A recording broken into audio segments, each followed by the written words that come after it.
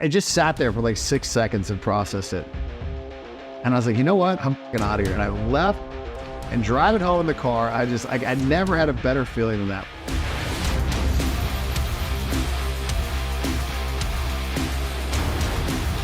What would you say is the greatest high? We went all the way down the road to hedonism and documented it. You know, so I think I'm gonna probably read the Quran. So you would consider being a Muslim? To me, like, my moral code keeps me on track. That's my religion. Do the right thing. You know what it is. So marriage is out the question for you, out of the question, no interest at all. Unless she's a billionaire, you know what I mean? I'm like, you got any guns? Like, can we buy a gun? He's like, no, but we can buy dynamite. How old are you at this time? 13? 13, yeah. And you're interested in guns at 13? Oh, I was like 6, I got my first gun.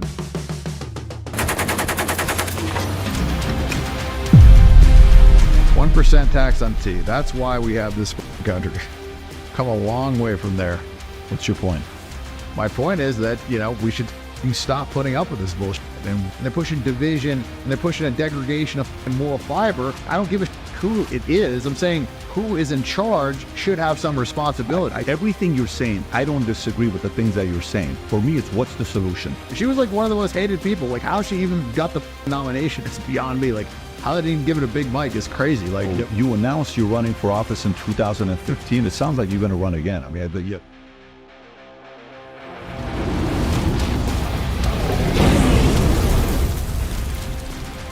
Today, I'm very excited to sit down with businessman and former professional poker player Dan Bilzerian. Now, while he's famous for his wild and luxurious lifestyle that has attracted millions on social media, Dan recently shared with me that he has stepped away from the spotlight to reflect on his life, the effect of non-stop partying on his life. We talked about addiction, how to talk to women. In this interview, Dan talks about his journey from living as a playboy to finding true happiness. Let's just get right into it. 30 seconds. Did you ever think you would make it? I feel I'm so close I could taste sweet victory. I know this life meant for me. Yeah, why would you bet on Goliath when we got betdavid? Valuetainment, giving values contagious. This world of entrepreneurs, we get no value to haters. How they run, homie, look what I become. I'm the one. So Dan, question for you. Typically, when people think about following you, they'll see the videos with the girls, with the yachts, with the shooting, with all the crazy stuff that you do. You've been a little bit low-key lately. And a picture came out, you know, hey, I'm married, you know, you kind of fool people. But what's been happening with Dan lately? Because we're not seeing the same old Dan. Yeah, so I was pretty crazy, and then COVID hit, and I took that time, and I was like, I'm going to write my book. So spent, I don't know, 18 months, 2 years writing the book and doing the edits, mostly the edits. And then after that, I kind of like, you know, had a little bit of a backslide. During that time, I realized like the hedonistic stuff wasn't really making me happy. Like, I looked at all the stuff that I did in my life, things that made me happy, things that didn't. And I kind of like just beat all my addictions at that time. I beat my sex addiction, my weed addiction, you know, gambling, all the stuff. And I just realized that, you know, the hedonistic treadmill wasn't the answer. I mean, it was fun. It was pleasure-seeking stuff. What caused the stop? What caused for you to, I mean, you're going 1,000,000 miles an hour. So what caused you to say, I want to slow this thing down? So, you know, initially I started off going pretty strong about 2012. And that was kind of when I like started getting famous, and I went really hard till 16. That was kind of like my rock star time. And then I got a girlfriend till 17, and I had like a, you know, year to reflect and kind of like go on a couple vacations and do normal shit. And I was way happier doing that. And then at the end of that year, I kind of, you know, weed became legal, and I'm still like, you know, getting people coming up to me all the time, all corners of the earth. And I just realized like I should turn this into something, you know, like I should monetize this in some way. If I'm taking pictures in every fucking, you know, like Costco for the rest of my life, I'm gonna be pissed off, you know, if I didn't do something with it. And so I started Ignite, and I felt like, you know, I smoked weed all the time. It was, you know, made sense. And it just, man, it was not the answer. The weed was not the answer. We ended up going to nicotine, and that did well. But the process of doing it was kind of like an amplification of everything that I'd done before. I kind of like just raised the bar on all of it. And it was fun, you know, but I the pleasure seeking has ends, like it's like a drug, like you can only eat so much Percocet and then you got to eat more Percocet to get the same feeling. Then eventually you have to take it and not feel like shit. And pleasure seeking is similar, I think, when you chase money or chase pussy or chase all these things, there's not really like an end. I think you come to realize that, it's just not it's just not the final answer to happiness. It's like, it's temporary stuff. It's fun. It's something that every guy should do to a point, but like, not like Hugh Hefner, where the guy was doing it till he was fucking 90, like surrounded by some retards that didn't even want to have sex with him. Like that, I saw that and I was just like, man, like, I don't want to do that. That's not your aspiration. You're not looking at Hugh Hefner, because it was like initially, growing up, I was like, the guy's the fucking man. He's doing it. He was like the original Playboy and I always wanted to do that. But after I did it for a long period of time, I just realized like I had more fun hanging with my friends, having, interesting conversations, doing business, doing things like that created something like the rise up. I always felt like was better than the top of the mountain. I got to a lot of the tops of the mountains and I looked around and I was like, all right, it's cool. What's next? And yeah. Did you ever see his interview with William Buckley in 1966? I didn't know. So he's doing this interview explaining that the idea of monogamy comes after polygamy. And he's explaining this to Buckley. Buckley's a conservative guy. And then, the interview's going back and forth. I don't think man can be monogamous. I think man is polygamy. You almost got to get out of your system. And then the way they cut this video, it ends with him at the end of his career with 4 wives, saying the fact that he never became monogamous. So can you see yourself with, we've read about it. Everyone's seen the videos. Hey, what's the most in a day? 9. How many have you been? 3. For how many days? This and all these numbers that you openly talk about. Can you actually see yourself being monogamous with just one? So I've done it. Yeah, I've actually done monogamy. And I think it's, surprising as it is, like hearing it from me, I think it's a more natural state. Like, I think that if you really like a girl, I don't think it's worth the pain that it causes them to fuck other girls. Like for me, having sex with a bunch of girls doesn't really mean that much anymore. So I don't really care. I think if I was a guy that only had sex with, 3 girls his whole life and now a hot chick came along and she wanted to hook up with me, I think it would be a big deal and I'd probably regret that and I would think about that a lot. Mm-hmm.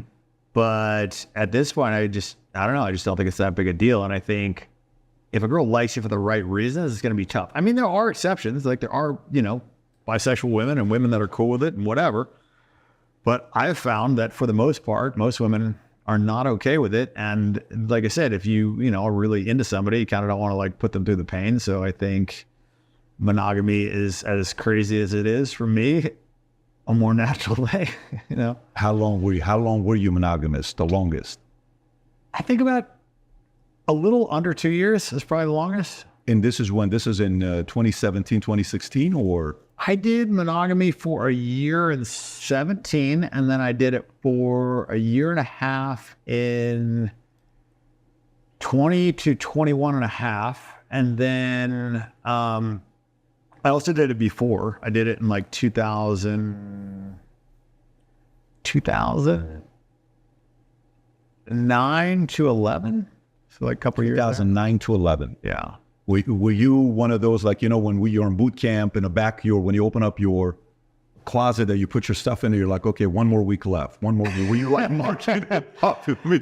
No, that one was actually easy. But that was actually the relationship that just set me off the planet. So that was a monogamous relationship. And when that didn't work out, I was really in love with this girl. She had my name tattooed on her as a whole thing. And when that didn't work out, she was basically it came down to, she was going to move to LA to be, pursue modeling. And I didn't want her to do that. And that was kind of the break is I wasn't going to move to LA. And the funny thing is then I eventually ended up moving to LA and I became famous. And it was a whole Gatsby situation where all the photo shoots that she would ever go on, she would hear my name and I would be, banging her model friends. And it was just she couldn't get away from it. It was a whole thing. But she was, I think, the catalyst that kind of set me off a little bit, because she actually, had started off Instagram and she was doing the whole Playboy thing. And this was back in 2011 when it was all starting out. So did she break up with you, or you broke up with her? I broke up with her because I didn't want to do the LA thing. I broke up with her probably it was one of those things where I broke up with her like 18 times before Makes like the sense. final. But those are the wives sometimes. That's who you end up marrying sometimes. Like when you break up so many times. Yeah. Did anything happen afterwards? Like, have you guys linked up? Do you guys talk or nothing at all? A little bit. Like I put one section of the book. Like I invited her to the White House Correspondents' Dinner, and then I ended up falling asleep in the middle of it, and she woke me up. I was like drooling on myself the whole thing.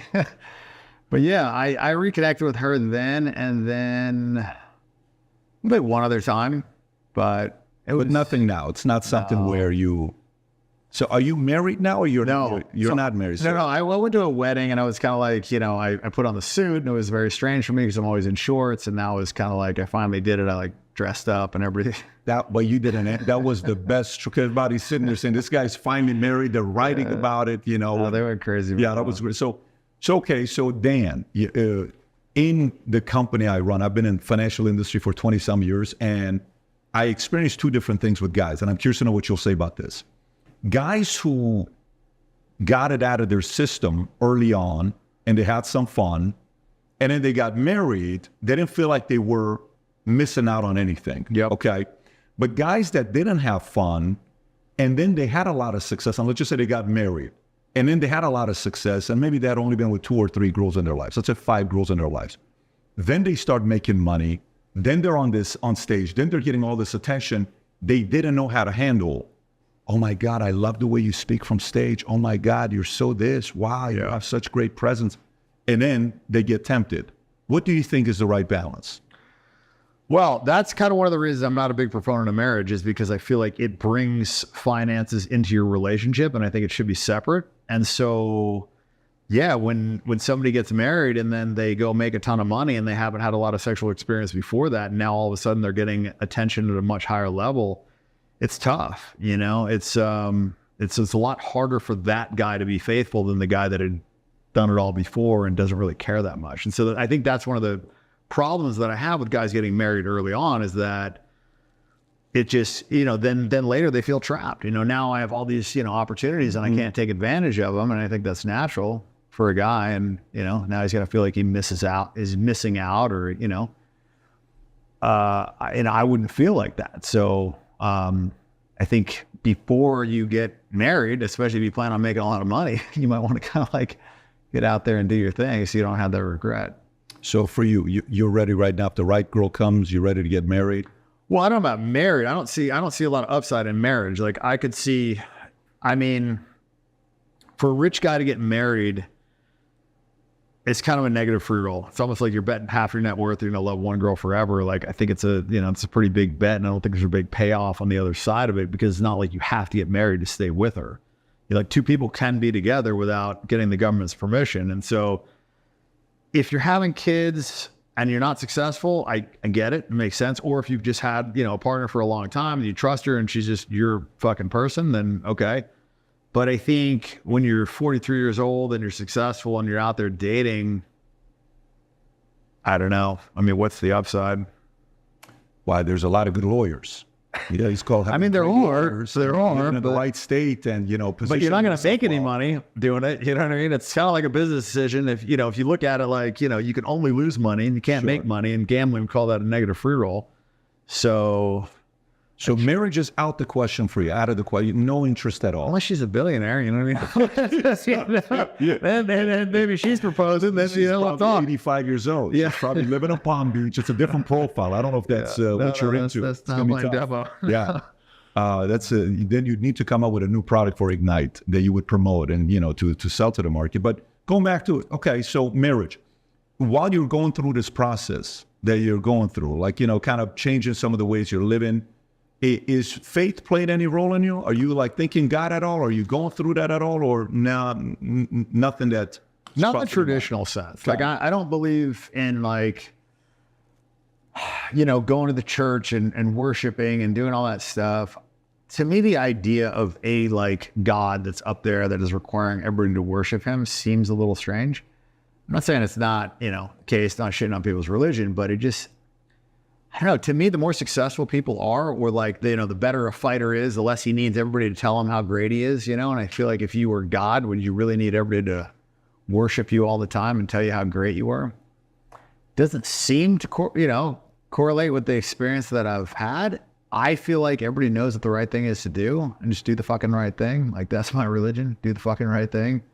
You know what it is, you know? Like, I mean, everybody's kind of got their confidence unless you're a sociopath or something like that. Like, so just do the right thing and, you know, don't fuck people over, you know, treat others as you want to be treated. You know, I think there's a lot of knowledge in the Bible. I think there's a lot of good quotes in there.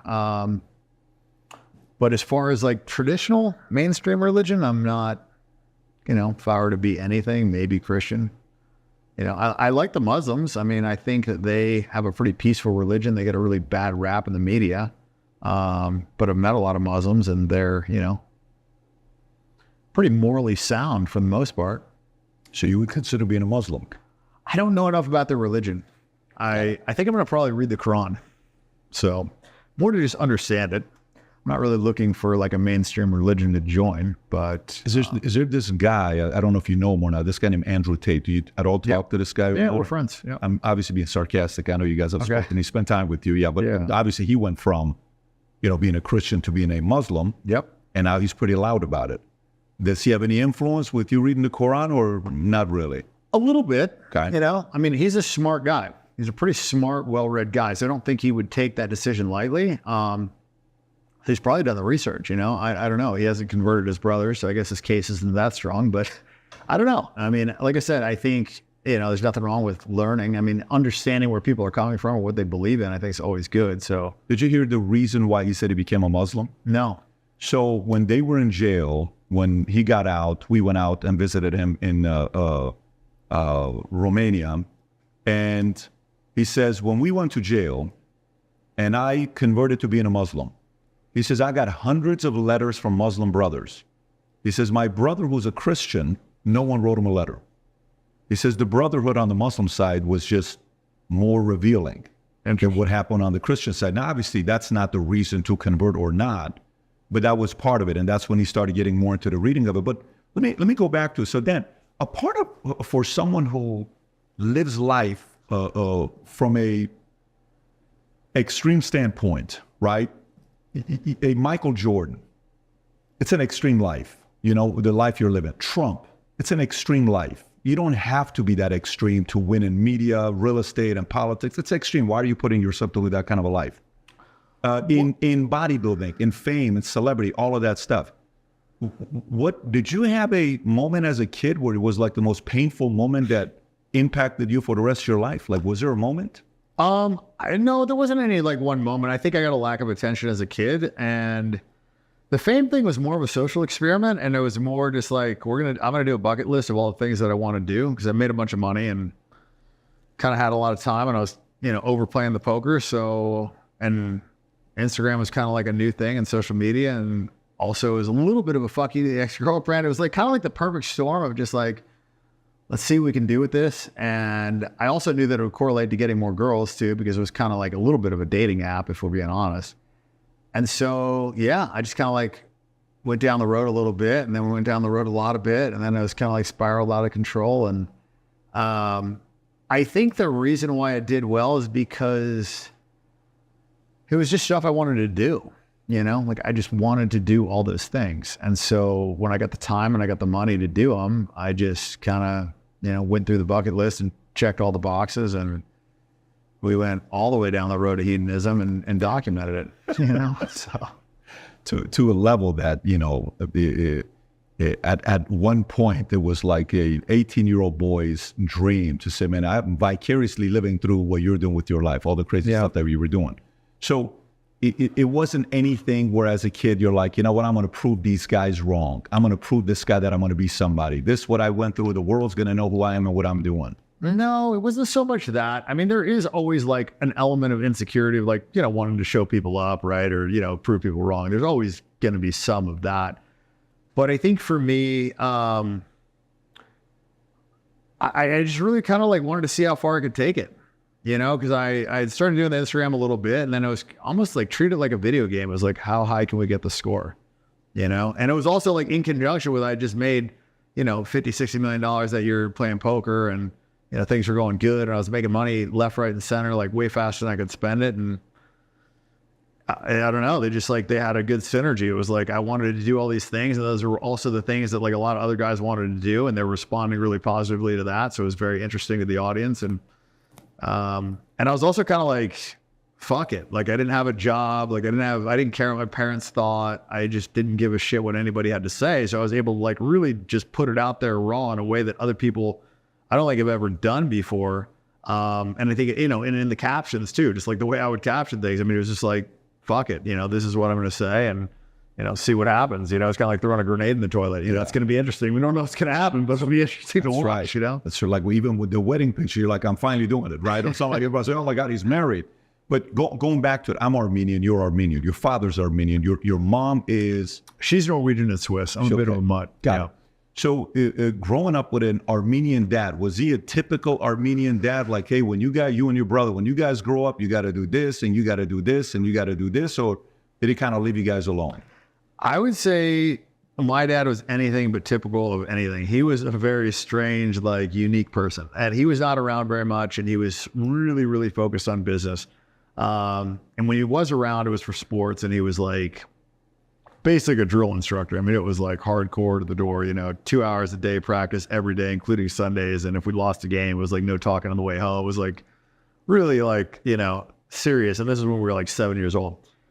So I would say he didn't have that much of a direct impact in the sense of like him teaching me things or me following his path. Mm-hmm. I would say he had a pretty strong indirect impact in the sense that I didn't get a lot of attention from him. And so I think a part of the social media stuff was like, you know, some validation and some attention seeking and whatever. But yeah, like I said, I think it was like a perfect storm of just like running this experiment, having all that fucking money, having all that time, not having anybody to answer to, you know, and at the time when social media was kind of new too. So nobody had done that before. Yeah, because when I go back and I see you and I go back and I'm studying your dad, I'm like, okay, this guy, he went to what, Harvard? Yep. He went to Stanford. I think he met your mom, I think at Stanford, if I'm not mistaken. And then he was also a military guy. He got a bunch of awards. You know, he was, but even that profile of a guy is super competitive. Yeah. You don't get to go to Stanford and Harvard and do what you do in the military. Where did the drive come with him? Like, who was your grandfather? Is there a lineage of somebody that from the top is just challenging, driving, pushing, that keeps getting passed down to top? It's an interesting question. I didn't really know my grandfather that well, but from the moment I remember my father, he was like an ultra competitive guy, like absurdly competitive, to the point where like if he lost in a family tennis game, it was like he was going to maybe break his racket or blame my mom. I mean, it was like insanely competitive, you know, like 6 years, like he sued the Little League, you know what I mean? Like he was a maniac. So he sued the Little Why did he sue the Little? It was some little thing, like they were doing a fundraiser or something. And I guess they didn't raise he said he would match it if they raised a certain amount, and they raised like a little less than that amount. And then they basically said that he welched. And so he sued them for slander. I don't know. It was like a whole crazy thing. But the point is, like, he was not normal. He was a nut, and he was super competitive. Like I said, I don't know where he got it from, but he was like that since I've known him, and he's like that now. Your brother, is he also super competitive? Or yeah. He's also competitive. Were you guys competitive as brothers growing up? For sure. And what's the age difference? 2.25 years. 2.25. So 2 years and 3 months. Okay. Yeah. Now you got to realize I'm asking this for different reasons. I have 4 kids. And I have 2 boys. My oldest are 2 boys and 2 girls, and they're very competitive. And their father's very competitive, and it's constantly driving, right? So you kind of, well, you and your brother actually have a good relationship together, right? You guys do now, yeah. We fought a lot when we were younger. I think it's natural. Like 2 kids that similar age, you're just always kind of going to be like back and forth. When your pops was in financial services, was there ever where you're like, I'm going to get into it as well? I'm going to go do buying companies and doing all the stuff that he's doing, or no? So he was doing a lot of that. And then, you know, because by the time I think it was when I was like 11, he ended up going to jail. And so he got indicted for securities fraud or whatever that was. And I think from that point on, he was almost like spending the majority of his time just like battling the government, trying to fight it on appeal, like all that stuff. So the bulk of like his like work was done when I was younger. So then after that, it was more just legal battles. Younger is as in how old? Younger, like before 11. So I think when I was 11. Got it. Yeah, that's when he so went. 91. So when did he go away? I believe it was like 89, 90-ish, and it was for a year. And then when he got out, I had another couple years of them, and then I lived with my uncle for a year. I went to military school for a year. Then we went to Utah, and I got thrown in jail. It was like a whole thing. That's a lot of chaos, though. That's a pretty chaotic environment. 5 schools in 4 years. Yeah. Yeah, I read that somewhere. 5 schools in 4. So high school, 16 years old. Who were you? Were you still a playboy at 16, or were you more the athlete, the shy kid? I played baseball. I was good at baseball. I was starting pitcher as a freshman on the varsity team. So I was good at baseball, but I wasn't a stud by any means. I wasn't getting a lot of girls. I think I lost my virginity at 13 to a Mexican hooker. So it was like nothing really to brag about there. Did you go to Mexico? Yeah, I know. Yeah. So I was in boarding school at the time. Revolution Avenue or whatever that place is in TJ? I don't remember. No, it wasn't TJ. It was Mexico City. So I was in boarding school, military boarding school. And I hated my parents at the time for sending me there. And my roommate, he said, you want to come home with me for Thanksgiving? And I was like, where do you live? He's like, Mexico. I was like, well, fucking Mexico. It's kind of shitty. Like, what the fuck? He's like, no, man. Like, we got our own house and we got a limousine. And I'm like, can we, I'm like, you got any guns? Like, can we buy a gun? He's like, no, but we can buy dynamite. How old are you at this time? 13? 13, yeah. And you're interested in guns at 13? Oh, I was like 6. I got my first gun. No, like a real, because of Pops? Was he fully into it? Or? No, my mom's side. So my grandfather was like real big hunter, all into guns. My dad, it's actually the first gun that my dad gave me was an M16 because it's the only gun he knew from Vietnam. And that was the gun that got me thrown in jail when they found it in my car at school. How old were you? 17 when I got thrown in jail for it. And because what? You took it to school with you or you had it in your car? Yes, I had it. It was technically considered school grounds because the parking lot, I guess, was considered part of the school, even though it was like a mile away. So it was basically the same in their eyes as me having it in the locker. So I got like charged, and this was like right after Columbine or whatever that fucking school shooting was. So it was not good. So I did like 3 weeks in jail. Dad kind of came in and bailed me out. And then I got kicked out of the state of Utah. And then after that, I went in the military. So when was the military? You were 13 years old when your dad sent you to boarding school? Yeah. And how was that experience? It was pretty shitty. That was like, it was mostly, I think it was all guys. Where was it at? It was in St. Pete, Admiral Farragut. Got it. When I was at Harvard at this OPM program, Owner President Management Program, it's like a 3-week executive program that you go to, and they have 144 different CEOs from 44 countries.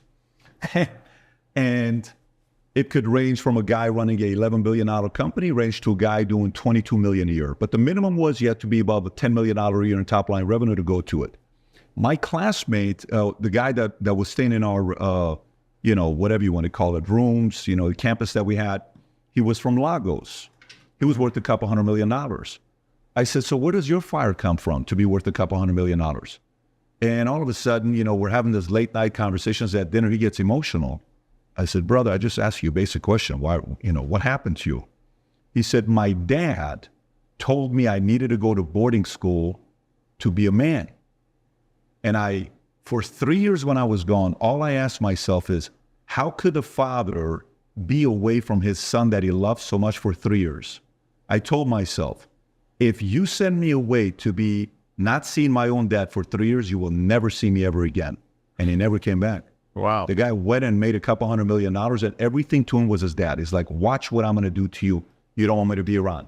Did that do anything to you, or no? Were you at boarding school? Like, how come you don't want me to be around you? I love you. You're my dad. You're my family. I want to be. Did you have that kind of a feeling, or not really? Well, I got kicked out of 2 schools in 7th grade. So I got kicked out of the school in Florida, and then my dad sent me to live with my uncle in Minnesota, and then I got kicked out of that school.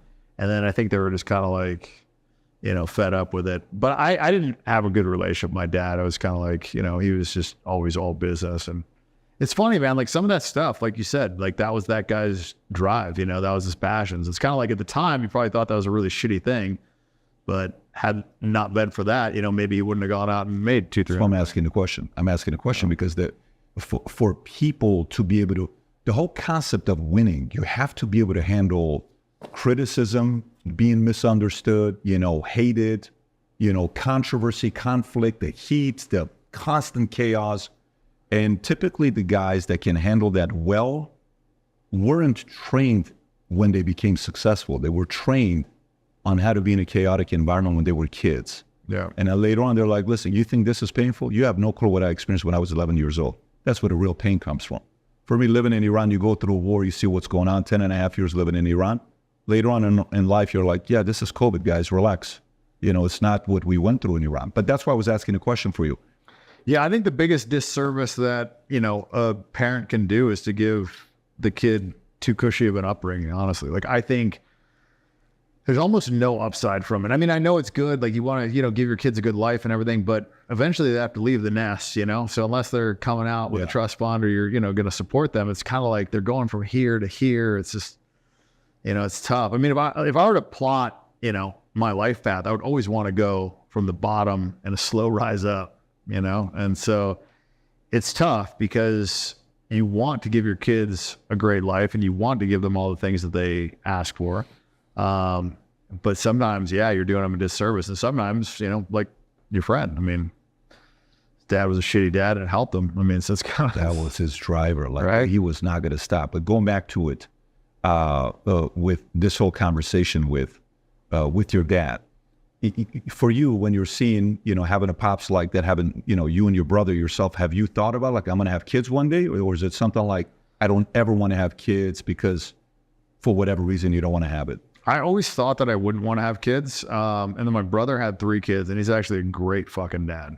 He's probably the one thing that would maybe, you know, sway me a little bit, but I just feel like I have to just do all the things that I want to do because kids are such a separate chapter of life. You know, it's kind of like you have kids and now you're living your whole life again through them. And you got to dedicate a lot of time to want to be a good parent. And so I don't know. It's just not, I feel like it's a decision a lot of people take lightly. And it's, to be a good dad, you lose a lot of freedom. So I'm not, you know, kind of ready to lose all that freedom yet. What else, what haven't you done that you got to do before having kids? Like, what else is it where you say, you know, like, what else can you check off? You and I were talking that you're like, yeah, you know, I'm in Dubai. I talked to this guy. He goes and he has the record for 460 feet. We decided to shut down the pool for me. And I go 100 feet and, you know, right in the middle of it, I'm thinking I'm going to die. You know, I make it to, I mean, the stories, the stuff that you've done is wild. What else is there left for you to do? Well, that's the thing is, I don't know if I could have done all that stuff if I had kids, you know, like I probably wouldn't be risking my life or whatever. But today, though, today's a different story. Well, that was only 2 years ago, but yeah, I mean, I hear you. I don't know, man. I feel like I still have more things to do. You know? What's the greatest high you had? Like if you say, you know, the greatest high I ever had was XYZ, what would you say is the greatest high? Is it winning 50 million? Is it 9 girls? Is it the house? We're in a house right now. I don't know how long it took us to take a tour of this house. How many square feet you said this house is? It's like 52 if you count the rec center. But by the way, if you're watching, it's not 5,200. To most people, 5,200 is a big house. 52,000 square feet. And the house you were renting in, what do you call it? In LA, it was like 65. How big was that? I think it was 32. 32,000. Yeah. So your limit's 32. You don't like anything less than that. Well, I mean, you know, I actually don't need all this space. It was nice during COVID. I mean, you know, the paintball and all the shit. But I don't know, you know, I went and did Canada for a week and I was living in a shitty cabin out there and making my own food and stuff. So, I mean, I can rough it if I need to, but. What's your greatest high? Greatest high, I don't know. It's hard to say. The gambling was definitely, I mean, gambling are super fucking strong spikes with dopamine, good and bad. I think one of the moments that I remembered was when I graduated Hell Week during SEAL training. That was probably one of the big highs because it was like such a, you know, so it was just like something that I never thought that I would be able to do. And then it was like followed by one of the biggest lows because the commanding officer didn't like acknowledge it or didn't care. And it's kind of like, and then I got kicked out 3 weeks afterwards. So, but that was a milestone. It's hard to say. I mean, one of the mistakes I made is I didn't stop and enjoy the ride as much as I should have. I was just always in such a hurry to get to the top. And I think when you do that, you deny yourself a lot of the, you know, satisfaction of the journey, which I think is the most important part. And so, hard to say. The girl stuff is just such a blur, you know, but there was definitely like defining time that I was just like, you know, I felt like the fucking man, you know what I mean? Like, it was just like I'd done shit like I would have ever dreamed that I could do, you know, with like the hottest chicks, you know? And so there was a lot of those, but that was more pleasure spikes. I think I got more happiness from helping other people doing stuff like that. But the pleasure is strong. Like the pleasure spikes are strong. The dopamine hits are strong, and it's addictive. And that's why it's hard to quit those things. Like gambling is one of the hardest things to quit for people. No, I agree. It's not easy. No, but I asked the question because, so for me, I look at the profile of who's winning and a life they're having. And it's like, do I want to go this route? Do I want to go this guy? Like you're saying, Hugh Hefner, right? I'm like, this guy, look at it with all these girls and, you know, Playboy magazine, Marilyn Monroe first issue. Oh my God. Parties he puts, his house. You'd go to the party at $1,500, go to the cave, Magic Johnson, everybody's here. Holy shit, look what's going on over there. Cameras are gone, put your phone over here. I mean, those are, you know, as a guy, you're young, you're excited to go through this stuff. But then you look at, like today, there's 4 names. I won't give the names.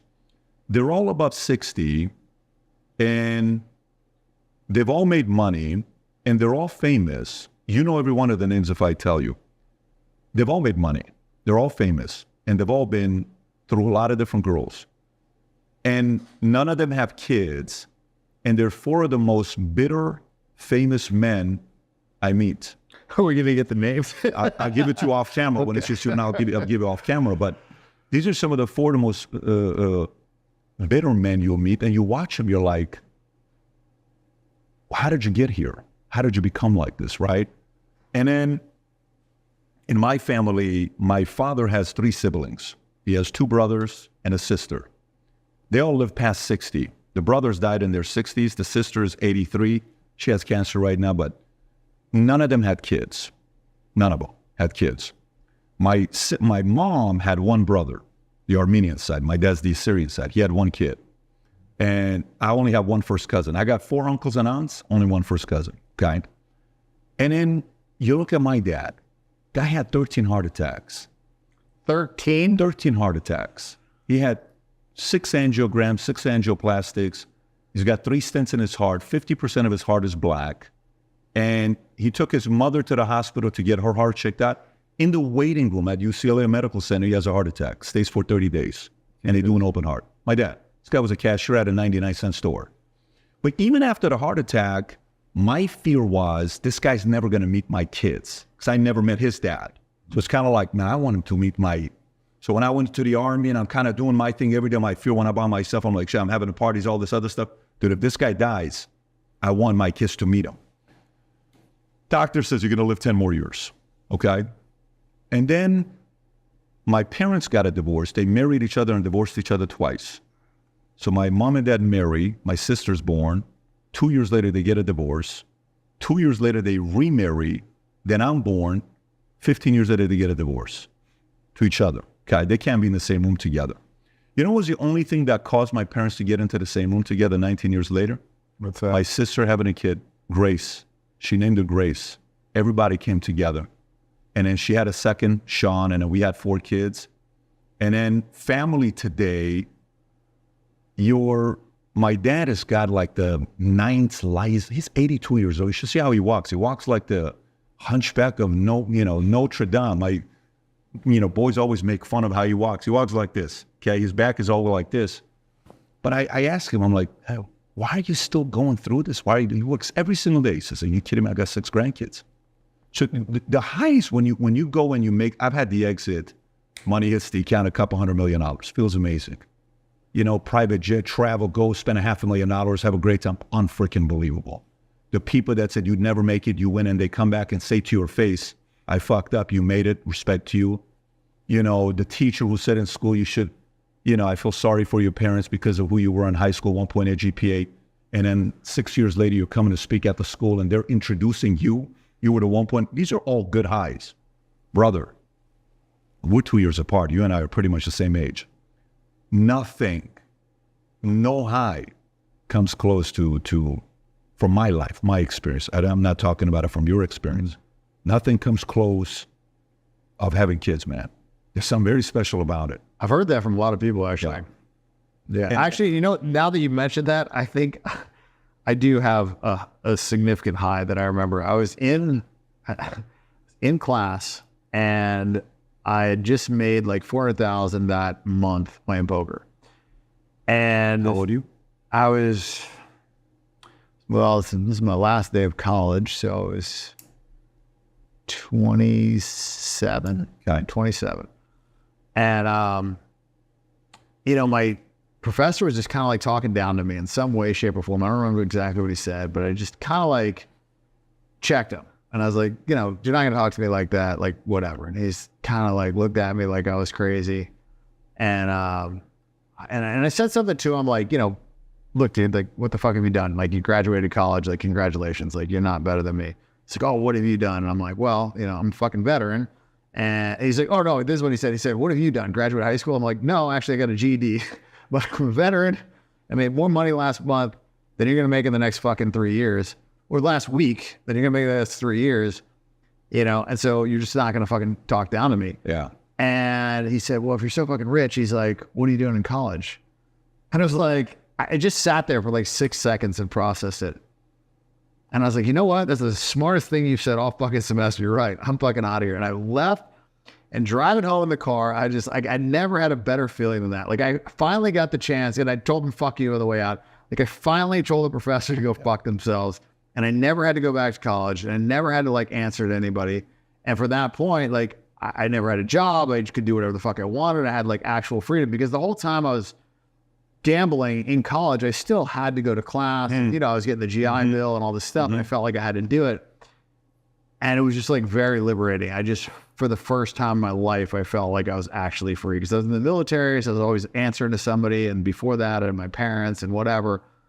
And I think that was like the first time in my life, that defining moment when I was just like, I can do whatever the fuck I want tomorrow. That's the ultimate high. That for me, that's the one that I remember the most. I wasn't the richest, sure as hell, you know, like, you know, I wasn't famous. I wasn't getting, you know, like crazy. It was just like, but I felt free, and that felt really fucking good. Yeah. I mean, that's a big driver, right? Chip on the shoulder, proving others wrong. It is a big driver. I wrote a book earlier this year called Choose Your Enemies Wisely. Some of the guys that do the biggest things in life, they chose the right enemy, but some of them it's temporary drive. Some of them it's 10, 20 years. Some of them it's permanent till the day they die. Yeah. And it's that element of, when you look at some guy, you're like, that guy's still going. Why are you still going 50 years later? That's a different enemy he chose than the other guy that had a fire for 6 months or 12 months or 24 months. But that's a completely different conversation. In these uncertain times, if there's anything we need, is we need people to believe the future looks bright. So if you've heard about me saying this mission to you, we're on a mission to get 1 million people to wear this gear. And this is what we're doing.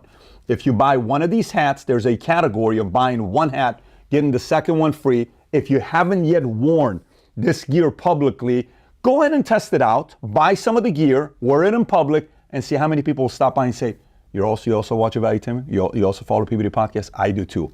Place your order. Go to vtmerch.com, click on the link above or below, place your order, and represent the VT and the PBD Podcast gear. That's good to know, to see where you're at with that. Let me go to a different conversation with you. Recently, you know, when I watched some of your tweets, I don't know if you've announced this or not. I don't know if you've joined APAC. I don't know if you are, if you are an advisor for them. Let me read some of these tweets. Muslims aren't the problem. The open borders and motherfuckers and the media attacking nationalism, pushing DEI, transgenderism, and destroying moral values are the problem. August 4th. If you don't put America first as a U.S. politician, you are committing treason.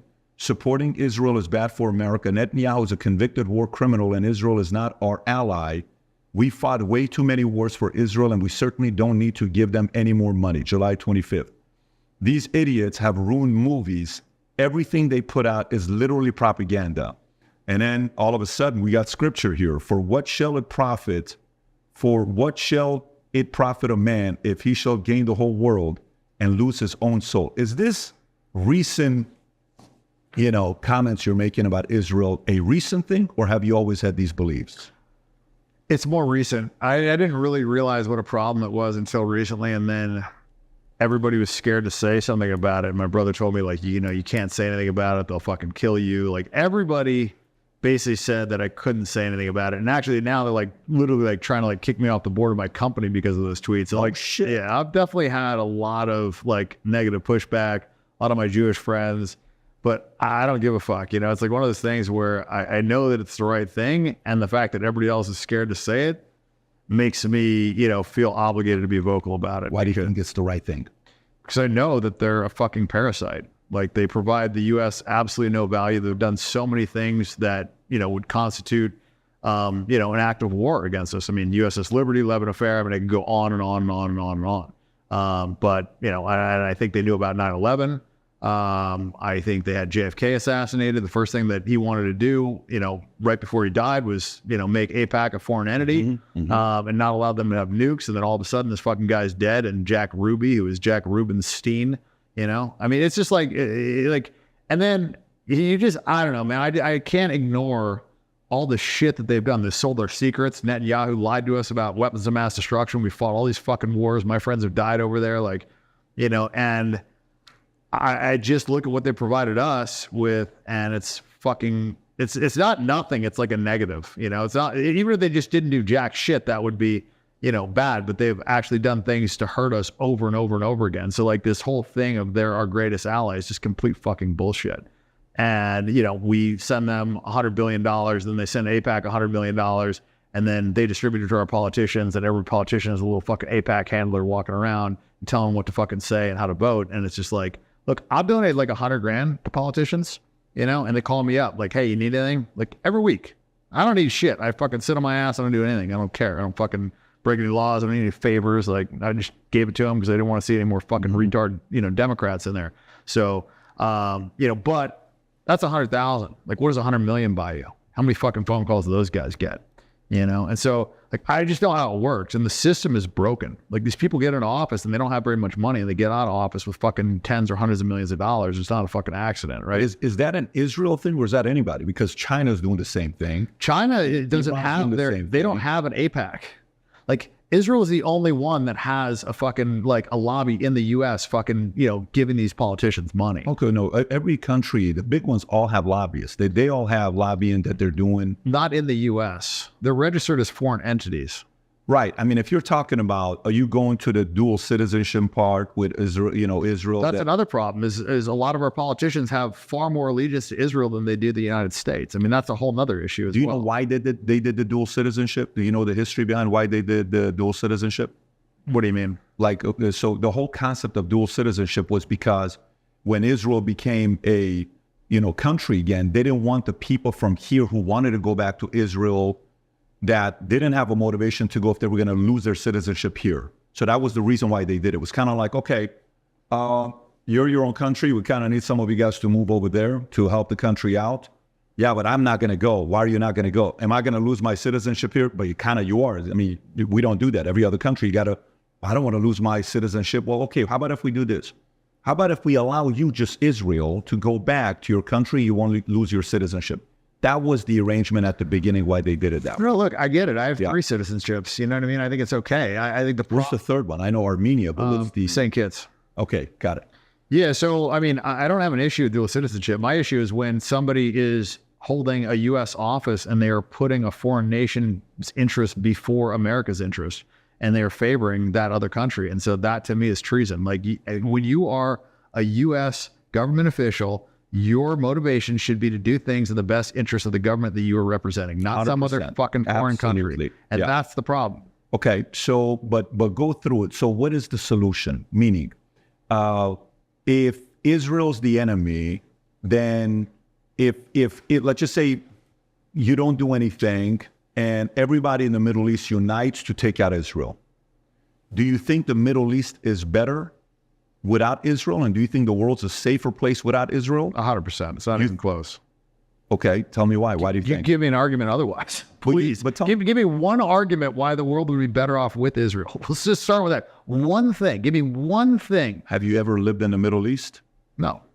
I lived there for 10.5 years. It's a very, it's not as like here. You can sit here, you can be an atheist, you can be an agnostic, I can be a Christian, he can be a Jew, he can be an LDS, Muslim, no problem.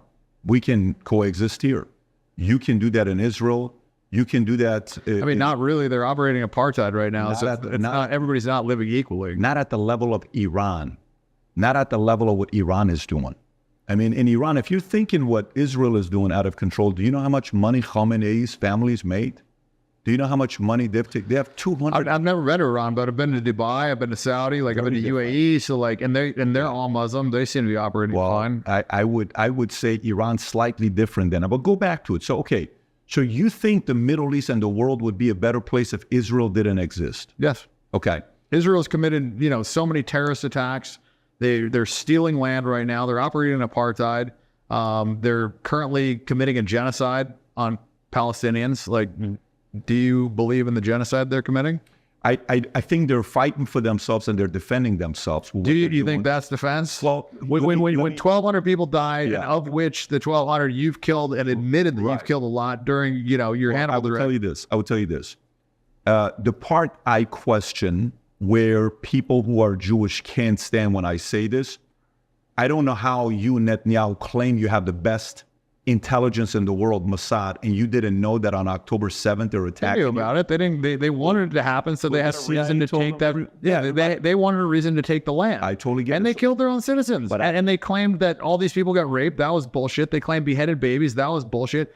Everything that they said was a fucking complete. Not only was it a lie, but they committed all those atrocities themselves to the Palestinians and been caught doing it. In fact, they just got caught gang raping Palestinians. How many babies have they killed? All the things that they accuse the Palestinians of or Hamas of or whatever, they're guilty of 100-fold themselves. And they've been doing that. Like October 7th wasn't the start of this. Like the start of this was Nakba. They've done so many different. Disagree. Yeah, I don't disagree. Yeah, so I mean, this is not like, it's not like October 7th is like, it's all of a sudden they just came over there unsolicited and just killed people. Like they have been killing Palestinians for years and years, operating two sets of justice. It's like they have the justice for the Palestinians and the justice for the Israelis. And if you read the Talmud, like, if you're not Jewish, you're basically not a human. You're like, like cattle. If a Jew is killed by, somebody that's not Jewish, then it's the death penalty. If a Jew kills somebody that's not a Jew, then, you can't kill them. It's not the death penalty. Like they literally like segregate in their Bible. They're very protective of themselves. I don't think anybody can debate that. I don't think it's well, it's not the problem isn't that they're protective of themselves. The problem comes when you think that you're better than other people and you think it's okay to lie to anybody that's not a Jew. You think it's okay to steal from people that are not a Jew. You have two sets of standards. The problem with that is it allows you to rationalize anything, right? And human beings are generally self-serving creatures. So if your fundamental religious belief system allows you to operate in such a way that you believe there isn't consequences to stealing from other people, killing other people, raping, kids that are under 9 years old, like if you think those things are okay, then, how are you going to operate? Because to me, like my moral code keeps me on track. I don't think that's what it is. I don't think it's because you're saying it one-sided. You're not telling the other side of the story on what they're doing either. You're not saying what Hamas did. You're not saying what they did. What did Hamas do? I mean, from day one, when you see the rapes and the videos, we've all seen it. This isn't something what rapes and videos? But stay on this here if you want to continue with this. But what rapes and videos? But my concern when you're saying Israel's doing it, you're saying the other side isn't doing anything? No, but I'm asking. There was no rapes during October 7th. They've shown no rapes from October 7th. They showed no beheaded babies. All that was bullshit. I'll send you stuff. No, there's plenty of stories. It's not all of them. The Israeli articles that I saw recently said that there was only 2 babies killed. One was shot by a bullet and the other one died in a hospital. There was no babies in ovens. There was no beheaded babies. All that was all bullshit. Okay, so go back to the part when you said they think they're better than you. You believe that Jews think they're better than everybody else. It says it in their Bible. Okay, but you believe they're better than everybody else. Okay. I didn't say they're better than everybody else. They think. According to their scripture. Okay, but what if... And if you look at how they operate, right, like they literally caught people raping Palestinian prisoners and there was riots. But the riots weren't because they were raping the prisoners. The riots were because they felt like they had the right to rape the fucking prisoners. That's why they almost had a fucking civil war, because they felt like they had the right to rape these prisoners. They felt like that was okay because they weren't Jewish. So, when you have a society that operates like that, you're going to have fucking problems. And they're not the fucking most moral army. That's all fucking bullshit. Everything that they say, it's just like almost like, listen, when somebody lies to me, like if you lie to me, I'm not probably going to trust you again. You lie to me a second time, I'm definitely not going to trust you. You lie to me a third time, and I let you lie to me the third time, I'm the fucking idiot. These motherfuckers have lied like 10,000 times. So like, I don't believe anything they say anymore. I come from a place of, I don't sit here expecting you to tell me 100% the truth. I don't sit here thinking, yeah, Dan's going to tell me 100% the truth with whatever he has in his life. I don't expect that from you because I don't expect people to walk on water. That's not my expectation. I'm going to live my life. I'm going to live it with my life, but you can't think that China's going to tell us the truth, or Iran tells us the truth, or US tells everybody the truth, or you think any country is going to tell us 100% the truth. But I don't know, man. I got a different moral code. Like in gambling, it's not about but in gambling and business, like with my friend group, like you lie one time, you welch on a debt, you do one You're thing. talking friendship, though. I'm just saying, my friends, people that I know, people that I do business with, people I gamble with, like it's the same thing I have as well. It's the same thing most people have. There's a difference between on the personal side than on the countryside. So you're America first. Is it fair to say you're America first? Okay. How do you feel about the protesting and the rioting going on in schools, academia, Harvard, Columbia, when you've seen all the stuff that's going on, Free Palestine, Gays for Gaza, when you see that, what do you think about it? Does it do anything to you, or you're like, let me support them? I mean, I think it's pretty funny that it wasn't a problem until it was against Israel. It wasn't a problem with BLM. It was fucking encouraged with BLM. It was always a problem with Bullshit. BLM. They fucking encouraged it. They let them burn down police stations. There was no repercussions. I'm not talking mainstream. No, I'm talking about our government and our media encouraged that shit, right? They encouraged it when it was BLM. Like, they literally burnt down police stations and it was fine. The mayor came out and was like, no problem, no arrests, no big deal. We don't give a fuck. Right. Take down statues, destroy buildings, burn cop cars, do whatever you want to do. But the moment it was Israel, now all of a sudden, why do you think students they were okay with that? The shit beat out of them. They get arrested. They get pepper sprayed. They get fucking maced. And those are peaceful protests. BLM was not peaceful, but it was fine because it wasn't criticizing Israel. What does that tell you? Let me ask you a question. Well, we'll answer that. What does that tell you? Who's in charge here? But you're talking to a guy that I'm not sitting here saying with BLM. I'm talking to you like you and I. I'm not talking to you with $2-3 billion of damage they did to small business owners in communities that African Americans are living in, and who controls mainstream media. And there's only 2 outlets right now. We're talking to a couple of your friends here that were during lunchtime. We're having a conversation while we're having dinner with who controls mainstream media, the left. The only one that's on the right is one, okay? And that's also going to the left. Who controls CNN, CBS, ABC? That's left. Who controls universities? Left. Who controls schools? Well, it's like 90-something% Jewish. Right. I mean, we could say left, but it's Jewish if we're being honest. Not necessarily, because even right now, if you think about it, if you think about the right and the left, okay, who's taking the biggest hit with losing Jewish voters? Because most Jews vote left. They're not voting on the right. Jewish vote is irrelevant. They're like 2% of the population. But the money that they vote with their money. I mean, yeah, but like at the end of the day, I think how much money goes into these campaigns isn't going to dictate as much as when you have a president that's like potentially getting assassinated. Like those are the drivers. I mean, Kamala Harris is a drunken school teacher. Like she can't even like formulate a coherent sentence. I mean, I don't know. The idea of voting for her just seems crazy. My biggest criticism of Trump is his support of Israel. I mean, aside from that, I mean, why do you think he's supporting Israel? Because of money. That's why they all fucking support Israel. Money. Well, you said it's not about money a minute ago. Well, he wants money. I mean, these politicians are right. I mean, there's 2 reasons to run for president. Right. Because you're a good person and you want to do good. Okay. Or because you want fucking money. Sure. And fame. That's it. It's the only reason somebody would join president. You're a good person. Or you want money and fame. And fame. That's it. 2 reasons why you run. Why else would you run? Why do you think Trump's reason is? Money and fame.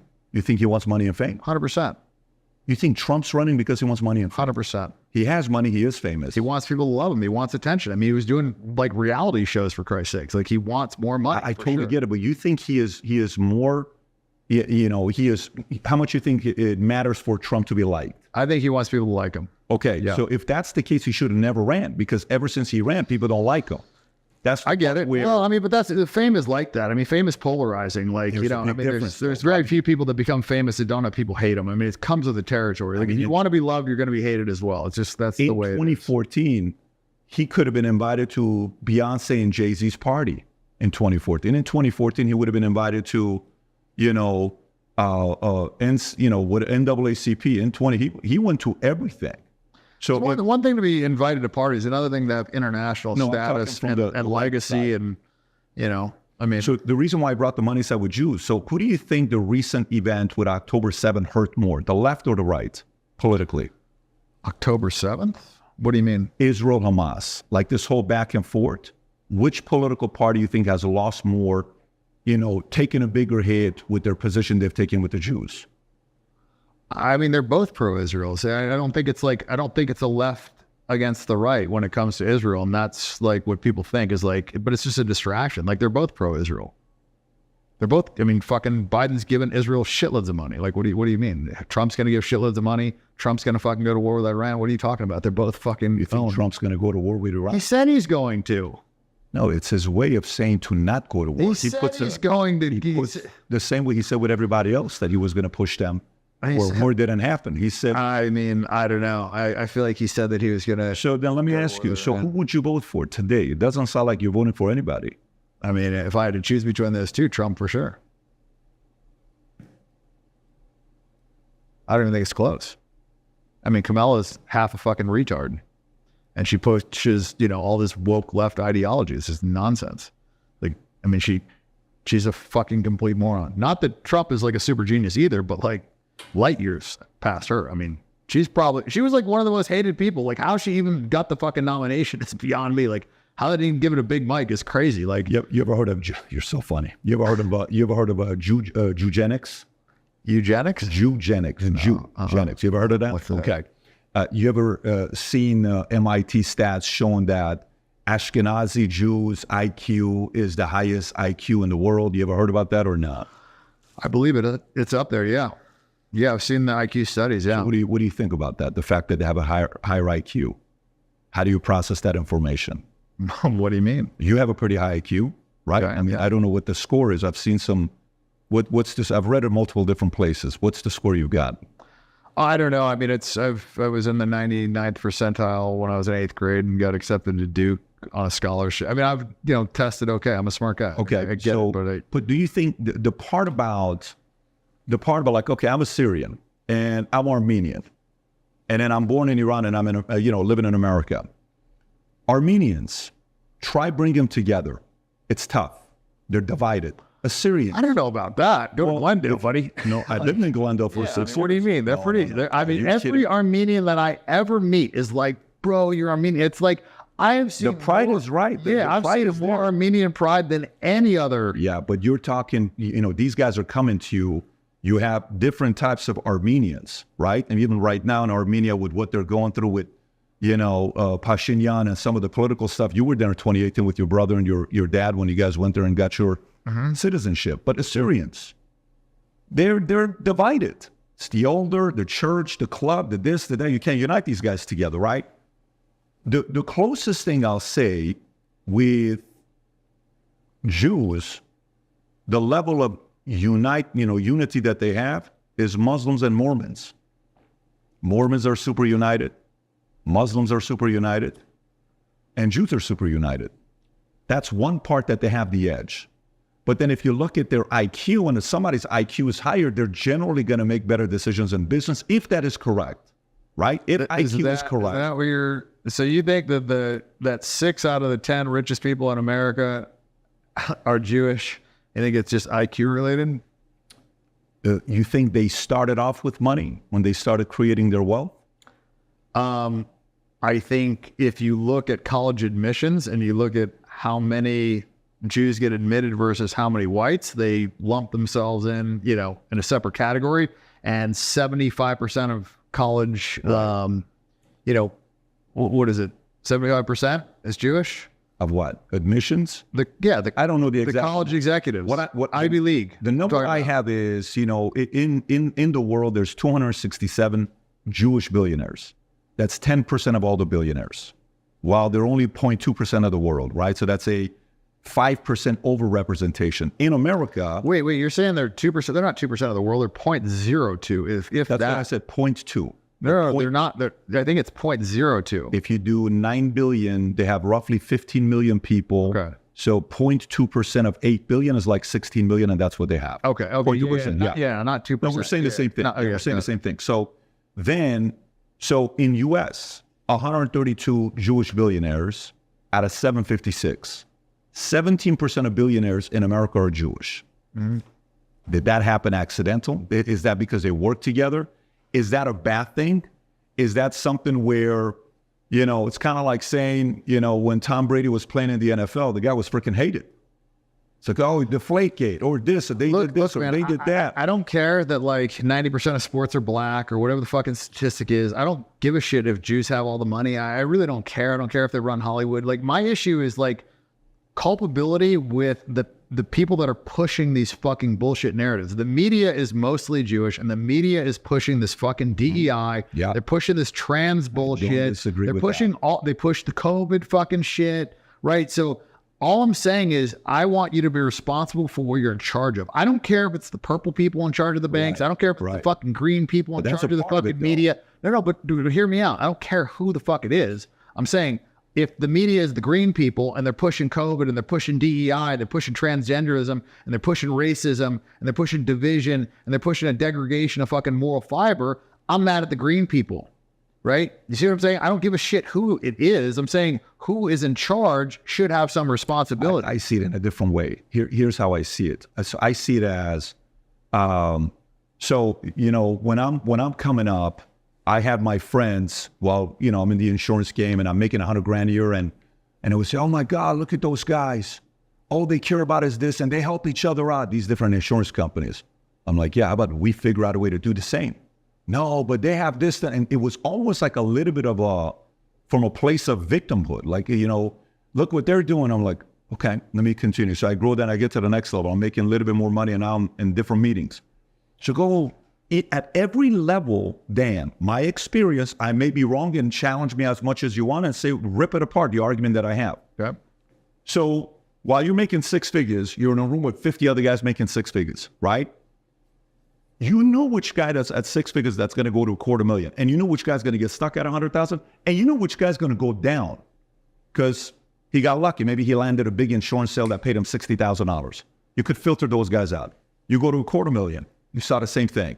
You know who's going to go next level, who's going to stay, who's going to go down.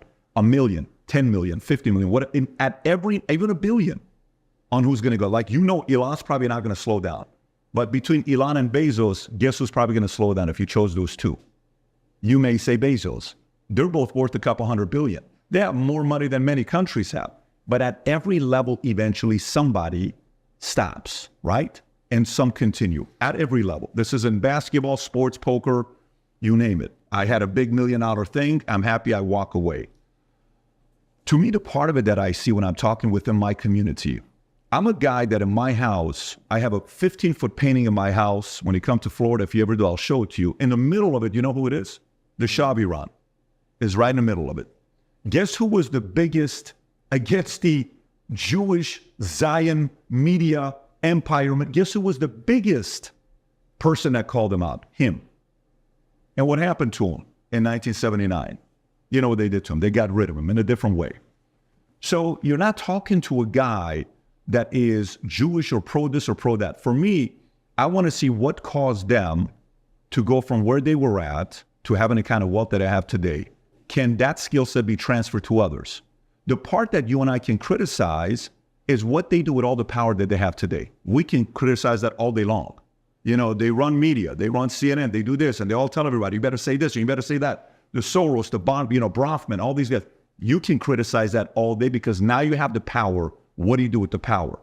But my interest is, what caused them to get all this money? It's not like one day they woke up, they found something, and the next thing you know, they're doing this. How did they get all this power and this money that they made? Was that pure luck? Was that accidental? I mean, depends on what field you're talking about. I mean, I think when you kind of stick together and when BlackRock, their execs are 100% Jewish. So when you only hire Jewish people and you give them preferential treatment, I think it's natural for, your race, religion, whatever, to have a higher, success rate when you're banded together and everybody else is divided. And, it seems like America just gets more and more divided by the day. And what would make it easier to conquer a country than to divide it? It's a lot easier, that's why they say divide and conquer, right? So in order to rule a country as a small class, you want the country divided. What's happened in the last 4 years? Our country's more divided than it's ever been. It's more racist, it's more divided, it's more fucking angry. Everybody's fucking pulling each other apart. And, and the same playbook is happening in the UK. So I look at what is going on in the world and I don't think it is a positive thing. And so that is where, I get upset is because... But the question is, how did they get the power? How do you think they got their power? Because this didn't happen, just, 70 years ago. They didn't have a country, whatever the timeline is when they got it, right? How did they all of a sudden go from what happens in Germany, then they get their country, then they're able to move up politically, then they're able to move up in media, then they're able to move up in all these different places with finance and Wall Street? What did they do right? How did they get all this power? They have a lot of power. How did they do it? I mean, look, I haven't studied Jewish power struggles or how they made their money or anything like that. That's not really, But you know what I'm asking? I do. And I don't really have a direct answer for it because I haven't studied it, so I'm not going to guess. But, I just look at this whole thing of, they're obviously doing really fucking well. I don't know why it's constantly like a victim card thing. You think it's worth studying? You think it's worth studying to see what they did? Yeah. I remember one time I'm in LA, I'm with this guy named David. He owned a dealership, Jewish guy. First time in my life I saw $1 million cash. I'd never seen it before. I just come out of the army. I'm like, hey, how the hell do you guys, Jews, I grew up in Iran, so we have a lot of Persian Jews. How do you guys always make so much money? And he said the most fascinating thing. He said, when one of us makes money, 5 of us makes money. I'm like, what does that mean? We always do business together. We always go into deals together. We're always finding ways to do business together. Do you know from that moment when I was 21 years old, when I started my insurance company at 30 years old, you know why was one of the reasons we never lost the vice president of the company? And I'm in Vegas right now because I got a convention at MGM for this week with 10,000 people there. We give our guys equity. So our guys own the company. So it wasn't like it's my commission. That idea of equity came from that Jewish, dealership guy I met at 21 years old. Listen, I get it. I mean, good for them. I don't have a problem with that. I don't care if they help each other out and whatever, they band together. My issue is when they fucking put their country ahead of our country, when they're living in our country and they're politicians in our country. And I care when our country is hurt to help their country. That's what I fucking care about. I don't give a shit if they band together. I don't care if they give each other special treatment, whatever. I mean, I'd like to stop hearing about the fucking victim card bullshit every time I fucking turn around, because they're not victims. They're crushing in every fucking category. And, and they constantly refer to the Holocaust when they're the biggest Holocaust deniers on the fucking planet. They deny the Armenian Holocaust, which, half of my people got wiped out, half of your people got wiped out. They deny that. So I don't think it's right for them to whine about the Holocaust and force feed every single fucking children, all the fucking children and students this fucking Holocaust narrative and hijack the entire fucking World War II and make it about the fucking Jews when 85 million people fucking died during World War II. It wasn't all about the fucking Jews, but they make every movie about the fucking struggling Jews and how they had to fucking endure all this stuff. And yet, they can't recognize the Armenian Holocaust. We lost half our population. They didn't lose half their population, but yet we have to hear about it every fucking movie, every classroom, every museum, nonstop on every show. Well, why though? Why what? Why do they play the victim card so much? So let me ask you, who made the movie about Armenian genocide? I don't know who made it. Did you ever watch the movie with Christian Bale? 1917? No, not 1917. The recent one with Christian Bale. I think it's called, if you haven't seen it, you got to watch it. You'd love the movie. But it's called Belief or hang on, Courage, Armenian Genocide movie. What's it called? The Promise. Have you seen it? No. It's ridiculous. I'll send it to you afterwards for you to watch. But The Promise. Do you know who made The Promise? I don't. The owner of MGM, Kirkorian. Okay, he made The Promise with Christian Bale. He put $100 million into it. The budget was $90 million. They made $12.4 million. Is what the movie did. But it's actually a very good movie. It's worth watching. But the point I'm making there is, an Armenian created $9 billion of wealth for himself that he could use the money to make the story, to tell the story of what really happened with the Armenian genocide. I think you're missing the point. It's not about what they do in Hollywood with their money. It's about the fact that the government puts this in the school systems. But why do they put it in the school systems?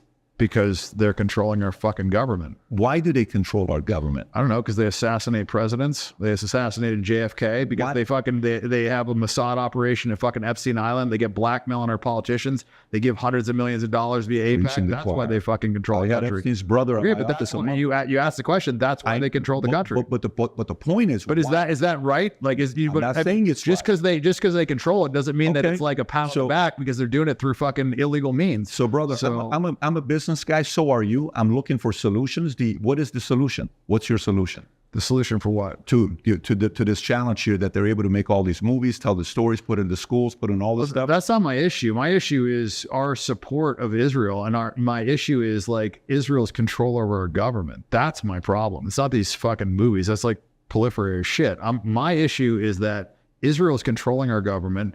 They have, Mossad operations to get dirt on our politicians. They're fucking bribing our politicians. That's my problem.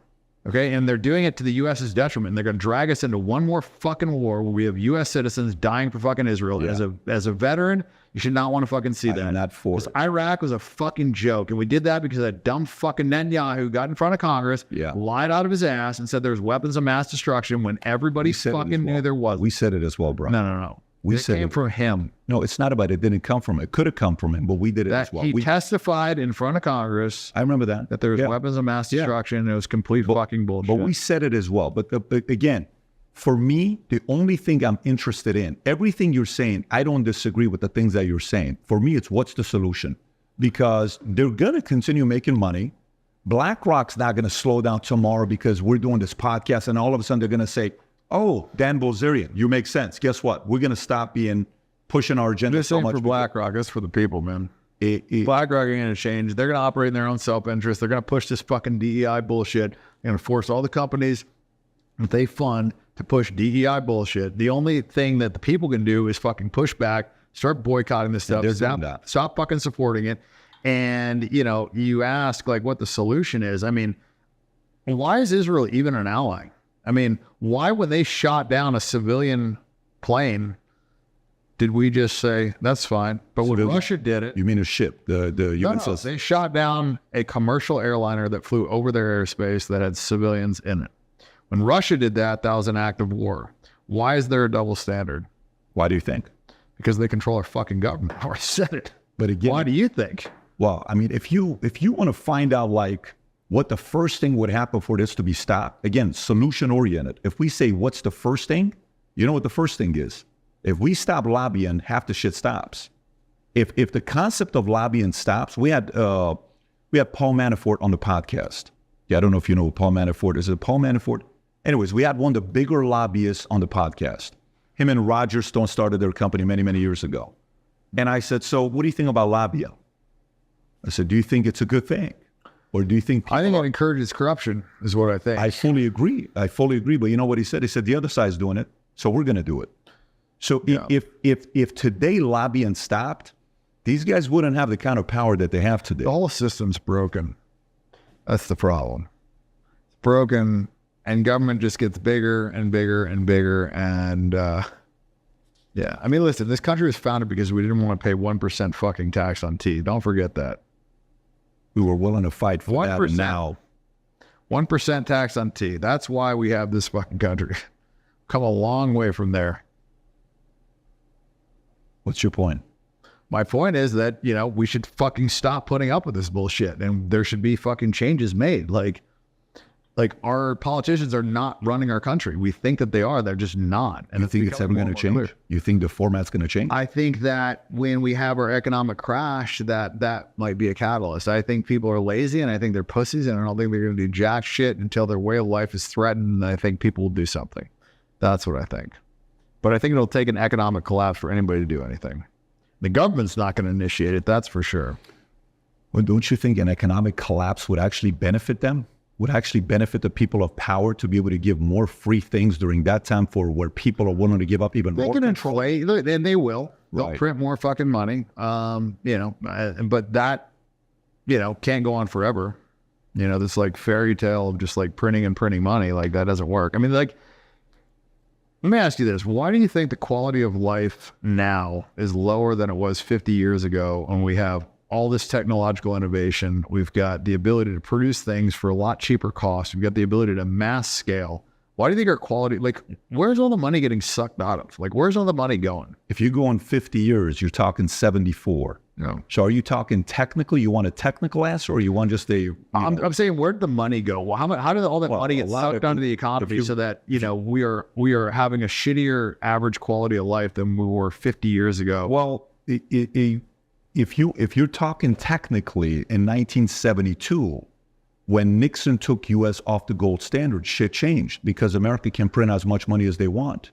You couldn't when it was based off the gold standard. So the recklessness started after 72. So if you're talking that, that's that part. Because now we can just do what? Hey, you know what? What do we need to pay off? Print another $1 trillion.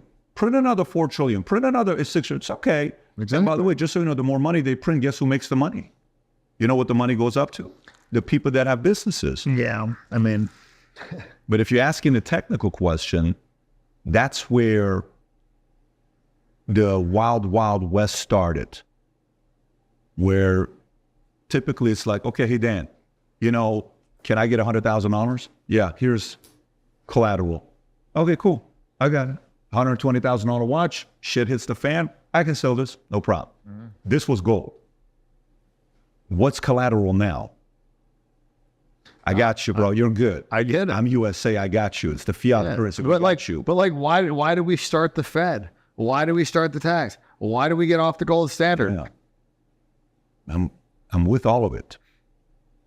But I'm curious what you think, because you got a smile on your face. I've already told you what I think's the problem. I've said it numerous times. I mean, our government is not being fucking controlled by the people who say they're controlling it. You know? You seem very optimistic. I'm not. I'm actually not very optimistic about it. Like I said, I think it's going to take an economic collapse for anything to change. You ever read the book Fourth Turning? No. Yeah, the guy talks about how U.S. goes through 4 turnings every 20 years. Things change every 20 years. I had him on the podcast 2 months ago, something like that. Neil Howe is his name. And by the way, he wrote this book in 97. With a guy named William Strauss, if I'm not mistaken. And, you know, they said, well, here's what happened for this 20 years. Here's what happened here. They made 5 predictions. One of them was Russia's going to invade a neighboring country, which they did. 2, they said market crash. 3, they said there's going to be a big pandemic. 4, they said something about the Tea Party. And 5, they said in 1997, they said civil war. You know, there could be a possibility of a civil war where the two sides can no longer get along and understand each other, where that's going to be the collapse. Not a market correction, a flat-out civil war, where you're going to sit across another guy like, dude, we're never going to agree on what you're saying here. We're living in 2 different countries here. You're in La La Land. That was the prediction they made. And they said the civil war is going to be taking place somewhere between 2008 and 2028. And they wrote this in 97. That's crazy. They wrote it in 97. And we're kind of living in it today because, you know, the last 4 years expose a lot. But for me, the level of optimism comes in moments where you feel like you no longer have control. This is for me. Again, not for you. I'm talking to you for myself. This is when faith plays a role to bring optimism. This is when you go back and think about with Hitler, where there was a guy named Dietrich Bonhoeffer. I don't know if you know who Dietrich Bonhoeffer is. This guy was the guy that, the way Hitler was able to get what he did to Germany, he went after churches. And he feared, if you believe in God, that's the only thing he can't beat. Same thing with Russia. What's the first thing Lenin and Stalin did? It's materialism. God doesn't exist. The more you eliminate faith in people, the more I can control you. You ever seen the movie Book of Eli with Denzel? Yeah. Remember when he says, this one book, if I get this one book, I can control the people. I can control the people. And Denzel didn't want to give the book to the other guy because he wanted to do bad things with it rather than doing good things with it. No, man, I think hope and faith is a very valuable quality that the enemy fears. Well, I mean, there's a full-on attack on Christianity right now, and it's being, you know, waged by the media. Did you watch the Olympics? Of course. It's fucking utter blasphemy. Like, it's just like acceptable. Like, it's acceptable to. Why does it bother you though? Why does it bother me? Because you're not a Christian, but why does it bother you? Because it is fucking an unnecessary attack on a large majority of the world's faith for no fucking reason. Who benefits from that? Like, why is this transgender stuff just being shoved down your throat every time you fucking turn on TV? Why are we having men and women's sports? Like, it's nonsense. It's utter fucking nonsense. People are too scared to say anything about it. I think people are louder today. They're getting louder. Yeah, because of one guy. One guy gave a platform for people to be louder. If he didn't buy Twitter in 2022, America is a very different America today.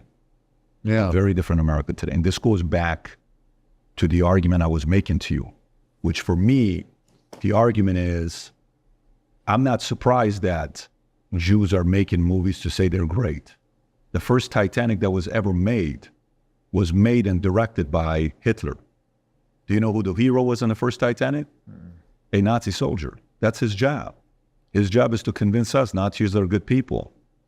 And then you watch... Do you think Nazis are bad people? I think depends who you ask. You ask a German, you ask somebody that was part of, that's their representation, that's their country.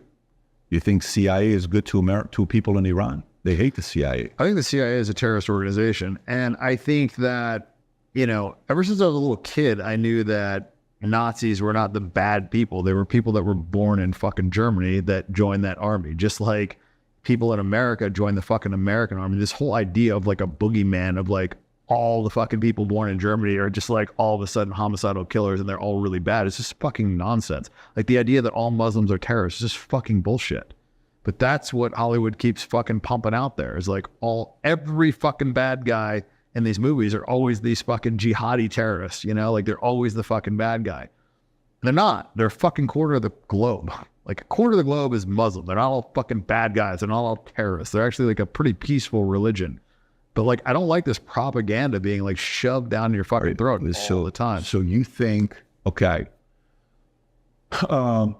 So you said earlier, did you watch the Olympics opening? Great. Who do you think did it? Okay. Are you alluding to the fact that Jews were the ones that are funding the Olympics, the commercials? So because of that, they made fun of Christians. Is that kind of where you're going? Or no, you're just saying they're mocking Christianity, period. Yeah, I don't know who's... Okay, I got you. I thought you were going there. No, but to me, okay. I just don't think like on a worldwide stage, mocking a religion is acceptable. I fully agree with you. It's atrocious. And especially like this injection of gay shit, which is just like, why?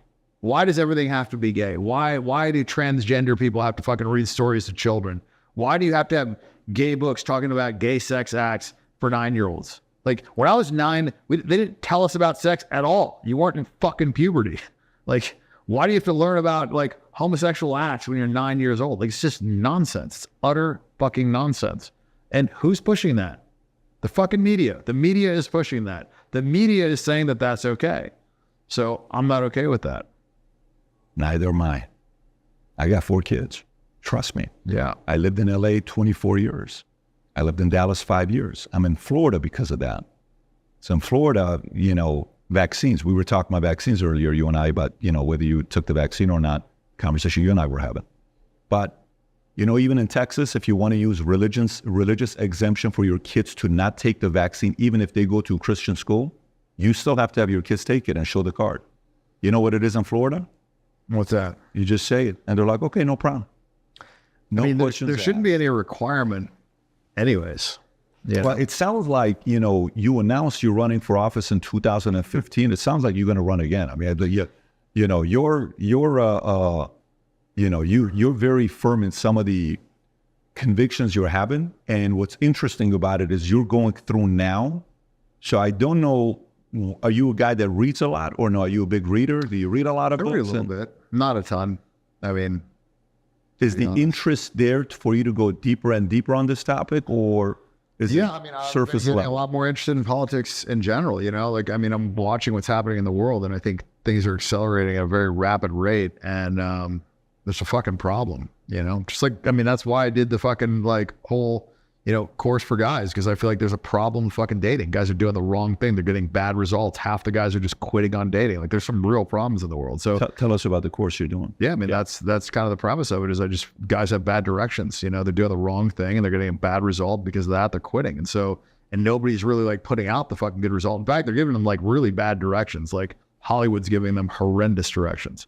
And so because of that, people have bad maps. Bad maps don't lead you to the right place. You're better off not to have a map. You go to the fucking gas station, you ask him, where this and this is, and he tells you fucking go up the road, take a right, and then go 5 miles, take a right, go up the road 3 miles and take a left, and you'll get there. And the place is back this way. You're worse off for having those bad directions. And that's where I think, the state of dating is guys are much worse off for having these bad directions. And so yeah, I just kind of want to like lay out there the correct approach, because that's what I mean. Look, I dedicated a big part of my life to my sex addiction, right? So I learned a lot, and I learned a lot because I had a big sample size of girls that wanted to sleep with me that I screwed it up with, and a large sample size of girls that wanted to sleep with me that I also slept with. And only in cross comparing that data can you really figure out like what is effective and what's not effective. Like if you have a bunch of girls that don't want to fuck you, you're not going to learn that much from that, because like maybe they didn't want to fuck you because you're Armenian, maybe they didn't want to fuck you for this reason or whatever. But like when I have a large sample size of girls that for sure want to fuck me, and I know that because they sent me a DM butt naked with their asshole spread saying I want to fuck you, so it's a pretty good indicator, right? And I screwed it up. So I'm just saying, like in cross comparing that data, I was able to figure out like what things guys are doing wrong and what things I was doing wrong. And one of the things that I was doing wrong that most guys were doing wrong is I was over communicating interest with the girls that I really liked. I was getting a bad result with the girls that I really liked. And then every other girl that I didn't care about, I was fucking and having a great relationship. They were chasing me. And what it broke down to was like the difference between pursuing and being pursued. And when you pursue something, you don't think about its flaws. You think about how do I get it? Kind of like you're at an auction. You're not thinking about like, the flaws of this item. You're thinking about the other 5 guys that are fucking bidding on it and the loss that you're going to feel if you don't get it, right? So when you're pursuing something, you think about how do you get it, right? So most guys are pursuing the girl. And what that does is put the girl in a position of, I know I can have this guy. Do I want him? When you're in that position, it's like when somebody's trying to sell you something, when somebody's trying to pitch you a fucking idea, and I bet you get pitched all the fucking time. You got a lot of money, so sure you get pitched. When somebody fucking pitches you, the first things that you think about is what's wrong with this fucking deal. But if you want to get involved in a deal and the fucking round is closing and 9 fucking of your best buddies just got in there, you're going to be a lot less fucking worried about what's wrong with that fucking deal. You're going to be more worried about how the fuck do you get in it, because you're going to trust that they did the fucking due diligence, right? The same thing is true with pre-selection with men and women. And there's just a lot of these concepts that guys are just completely fucking unaware of. And so I wanted to lay out a foundation of like the things that they're doing wrong, the things that they should be fucking doing, and an understanding of the psychology of like why these things work, why these things don't work, why this is bad, why small things have a fucking massive downstream negative effect. And, and then the power struggle in relationships. I see a lot of guys in these relationships and they're just constantly making these concessions. And then eventually like these things become expected and not appreciated. The woman has way too much fucking power, doesn't respect the guy, and then ends up cheating on him. And I know because I was the guy that they fucking cheated on with all the time. And I would hear these fucking girls and the story it always started with, he was such a nice guy, but, such a nice guy, but, and then it's like, then she fucking cheats on him. And it always starts like that. And I think a lot of guys think that because in business or because with friendships, they put in a lot of this effort, and that effort is rewarded with a, promotion or a fucking raise or whatever in jobs. And in friendships, your buddy has your back in a fucking fight, shows up fucking 2 a.m. to help you out. Like you're going to have his back in the future. So positive correlation with this effort. However, in a relationship, that positive correlation, is not fucking there. It's actually a negative correlation. The more effort that you put in before you've had sex with a girl, the more you actually get punished for that. And so this is something that like is not intuitive, because in your life experience, it's been the opposite. That's why a lot of successful guys actually have a lot harder time with these girls. And my broke friends actually get more pussy than my rich friends.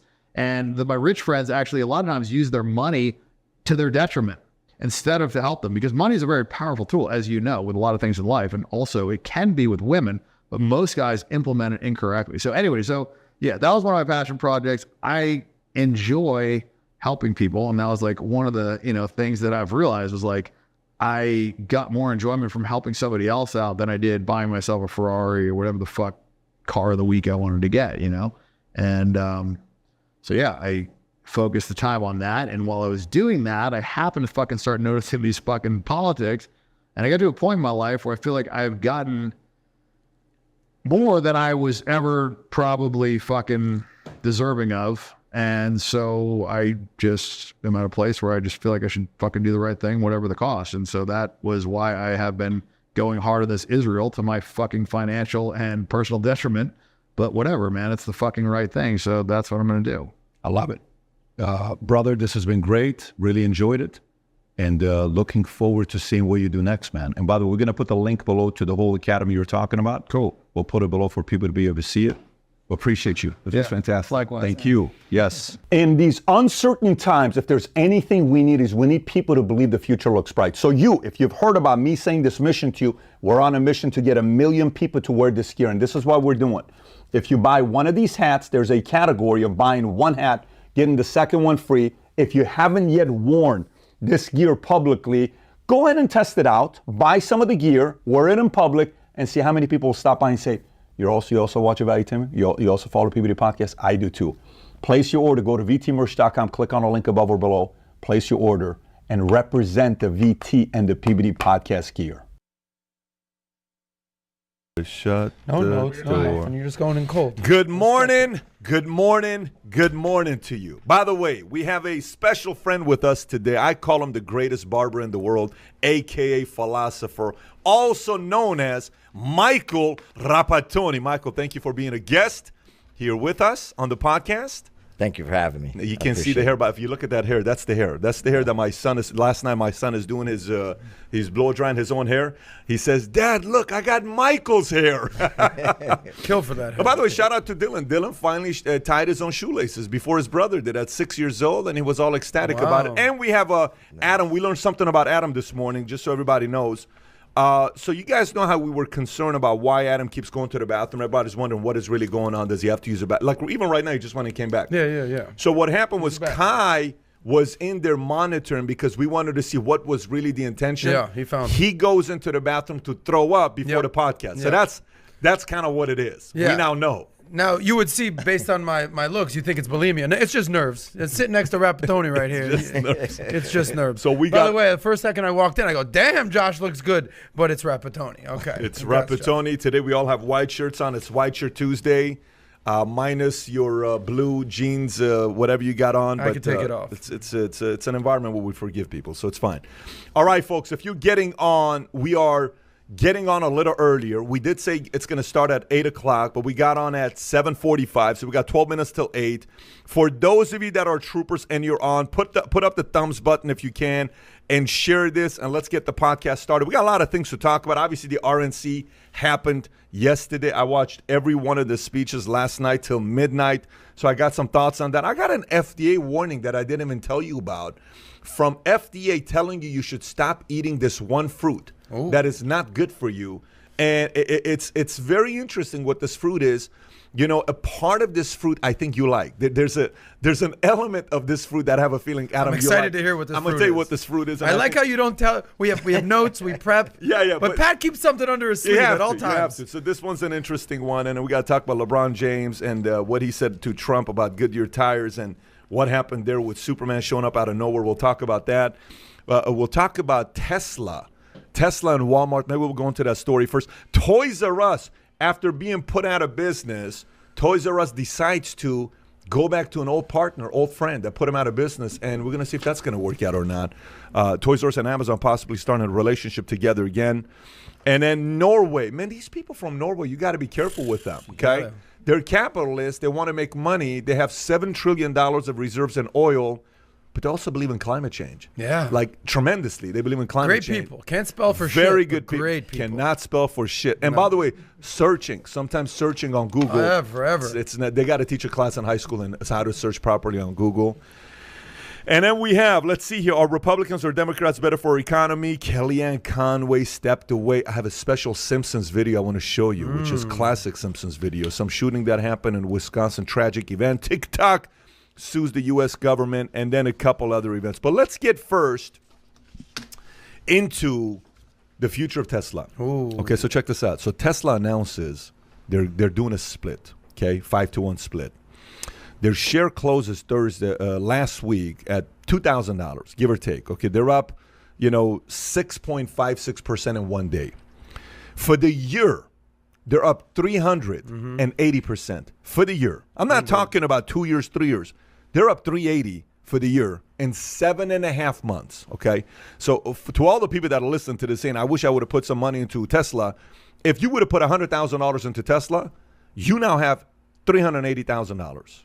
$280,000 is what you have, depending on how they do the math, 380, right? If you would have put $100,000 beginning of the year. So they're crushing it. But news just came out that Tesla is officially worth more than Walmart. Tesla is now worth $371 billion. Walmart is now worth $370 billion. Here's the difference.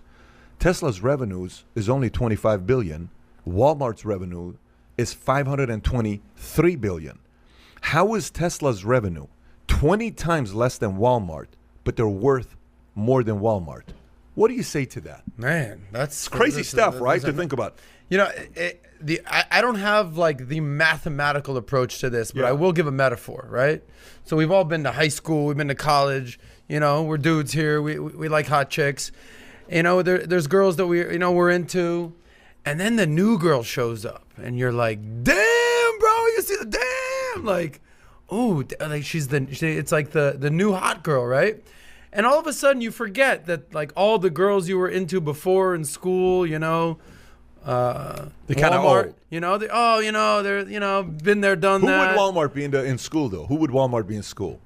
Who would she be? Who would she be? She would be like, you know, the captain of the cheerleading team that's been around on the team for a handful of years, you know. And people are over it. If you've seen Mean Girls, you know, she'd be the, like this is a good Mean Girls analogy. She'd be, I don't know a lot of men that watch Mean Girls. Oh, But it's good. I mean, listen, it's Toy impressive. Boy in the house.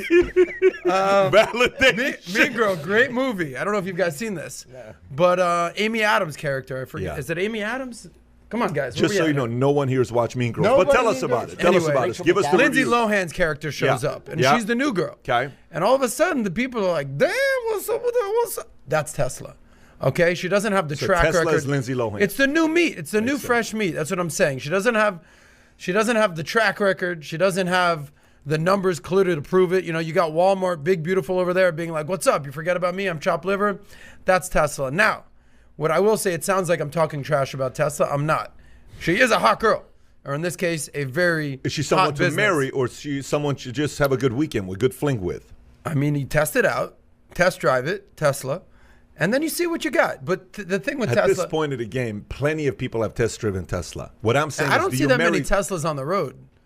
Do you? I see a handful. By the way, I see a lot of Toyotas. Forgive Adam. This is coming from somebody that doesn't drive for a living. He takes Ubers, and while he's going in an Uber, he's I've looking never at been his picked phone up the in a entire Tesla. time. Okay. I've never been picked up in a Of Tesla. course you're not I've been going picked up to. in a Benz. I've been picked up in SUVs, everything. I've never been picked up with a Tesla. But the one thing we forget about Tesla is obviously the numbers are nowhere near Walmart's numbers. The one thing we forget about Tesla is they are not a car company. What are they? They're a tech company. Yeah. People forget about that. What are you talking about? Car company. They have nowhere near the revenue or the amount of cars on the road that a Toyota does, as an example.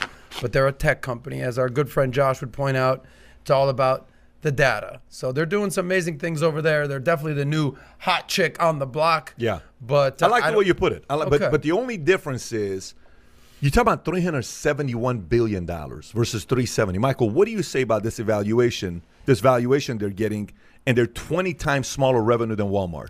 You know, man, it's I love the technical side of it. I think that's where a lot of the value is coming. But I love this analogy, and I think we might find out that hot girl is not going to be so hot. You know, the hot girl does come to. You're going to find out she's got town. like bad breath or something like that. Yeah, Who knows? she's just going to be like everybody else, and you know, it's the big game in the beginning, and all of a sudden it falls off. So we're gonna see what's. I had an event at Breakers a couple weeks ago. Okay, so I brought one of my investors. Shout out to Greg Scher. We're sitting there together, and you know, he says you have to realize two companies doing $100 million a year, one doing 40% a year. The other one doing 10% a year. When you decide to sell either one of these companies, the company doing 40% versus 10% is worth twice as much as a 10%. Let me say this one more time. Both companies, same size, same top line revenue. One is growing at a 10% rate. The other one is growing at a 40% rate. To sell the company, this one may sell for 150 million, but this one's going to sell for 300 million.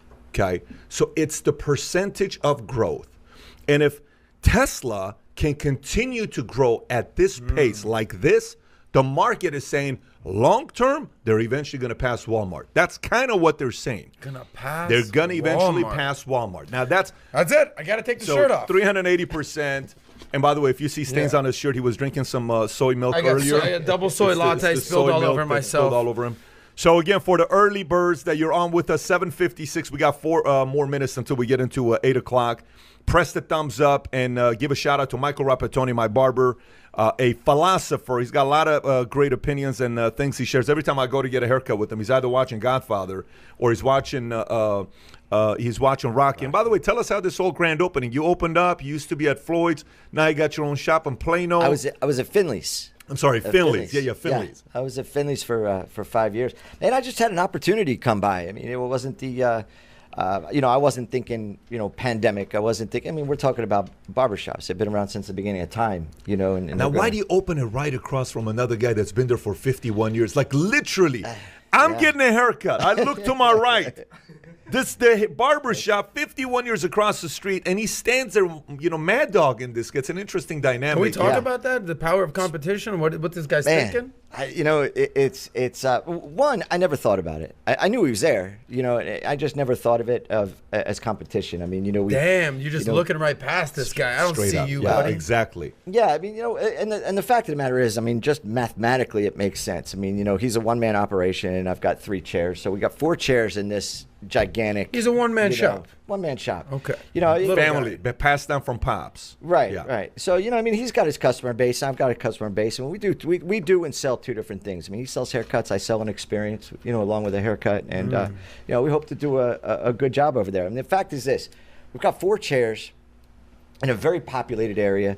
I came from 8 chairs under one roof, so I never looked at my coworkers as competitors. What was the name of the shop you went to before? Finley's. Finley, Ken Finley? Yeah, Finley's. Yeah. Finley's minus gel today. No gel. We would have shown him, but he has no gel today. And here's a crazy thing. Here's a crazy thing for some of you guys that are listening to this. Most people that open up a business, they think, well, let me beat my competitor in price. Here's the truth about price. Mm-hmm. How much are the haircuts at your competitor's place? Yeah, they're half. What is half the price? Of what I charge. They're $18. What are yours? $35. Think about this. So not only am I coming across the street and opening up shop, I'm going to double the price you charge, and I'm still going to beat you. That's blue ocean at the highest level if you think about it. Yeah, it's it's I do what I do, and I think that when you find your own worth, you wash the hair, you do the massage. Yeah, we offer such a high level of service. I mean, and I think that's why so many people will follow and keep coming, and our customer base is so strong. And again, coming from Finley's was Finley's was the best time of my life. Yeah, it was 5 years of the best time of my life. That's where you and I got connected. Yeah, right. And and I learned a lot, and decided it was you get to a point, and I was going to open, and I looked at a lot of different places, storefronts. Yeah. This is a street, which is really cool. The price points of rent and all that other stuff. Yeah. Starting a business like that, but it was really just came down to opportunity. Let me ask you. One thing about barbers: a good barber is a psychologist, right? Yes. Because barbers sit there and they're asking questions. How's the wife? How's the family? How's the kids? How is this? How is that? And Michael's clientele, they love him. Okay, they absolutely love him. Tell us a crazy story you've had in the last week or two. Give us a crazy story. Well, I have $35 therapy. It's fantastic. Give us a good story. It's cheap, right? Yeah, I've had 2 this week that were kind of interesting. Okay. Real quick one. I'll give you both. Okay. Real quick one. Yesterday, a guy came in. Don't name no names, Rapatoni. No names. I won't. And I hope this guy sees this, because it was actually kind of entertaining. So we were there yesterday, and he comes in. It was just a walk-in. He got off Google or whatever, and he came in. He said, "Listen, man," he said, "here's my problem. My wife just had a baby, and my hair looks bad, and I'm just trying to get some." He said this. He said that. I said, my wife just had a baby. Get in the chair. I'm trying to get some. Not only do we need do a haircut. What a great opening line. We need to have a conversation too, so sit down and let's talk about this. So we get them all fixed up. Great story. Night ends last night. I get an email from Google. Google there's a review on there. It says, unbelievable, small place, great time, great conversation, cold drinks. Thank you for the great haircut. I think I'm going to have my second kid. So it was. That's cool. That's a good story. I like that one. That was kind of neat. That's quick funny. Turnaround. Yes. But a nice thing about we had a guy come in just the other day. He actually came in because he's a follower. He's a follower of you. Loves you. You're his mentor, and he follows every word you say. And he comes in. He wants to get his hair cut. Where Patrick gets his hair cut. It's okay. And this is the second time. It's not uncommon, And so he sits in the chair and he says, "So how'd you hear about us?" He said, "Well," he said, "it's kind of odd." I said, "All right." He says, "I've been following this guy for a really long time, and he gets his hair cut here." I said, "Oh, great. What's his name?" He says, "Patrick betDavid." I said, "Oh, Patrick's is a good friend." He says, "Yeah." He goes, "I'm his future employee." He says, "I'm going to work for him." And I said, "Oh, okay." I said, "Good. Does he know?" He says, "No, he doesn't know." And I said, "Okay." I mean, that's a normal question, right? Sure. So I said, "All right." I said, "Well, maybe you should let him know. I'm going to when I'm ready." And I said, "All right." I said, "Well, you need to buy a car. How are you going to, ready for what? He's like, "I just have to get my life together. I need to get better at what I do, and I need to." So I told him a story about Floyd's. So I walked. This is a powerful story. If you guys are listening, we briefly touched this yesterday. Yeah. So this is not a barbershop story. This is actually a great story. So listen up. Yeah, this is a powerful story. Valuetainers. And this is what I love about barbering, because this happens on a daily basis. So great. guy sits there. I said to him, "Brother," I said, "let me tell you a story about getting ready." I said, I went to beauty school. I wanted to be a barber. I wanted to cut hair. I wanted to be a part of this whole game. And I sat and I waited till I was ready. Then I go out. Barbershops weren't barbershops back then. Yeah. I mean, this is a new thing. The last 5 years, barbershops been popping up. And so when I started, it was beauty shops. So you sit in a beauty shop and you want to be the guy, and you want to get to that next level. So I went to get a haircut at Floyd's 99 out in L.A. I walked in and I said, "This is the place. This is the place that I want to work. This is heaven." We got the music going. The atmosphere was right. It was absolutely amazing. Then I get a good haircut. I'm under the assumption that all the haircuts are that way. Yeah. So I decide that I need to become the best men's cutter alive before I apply for the job at Floyd's.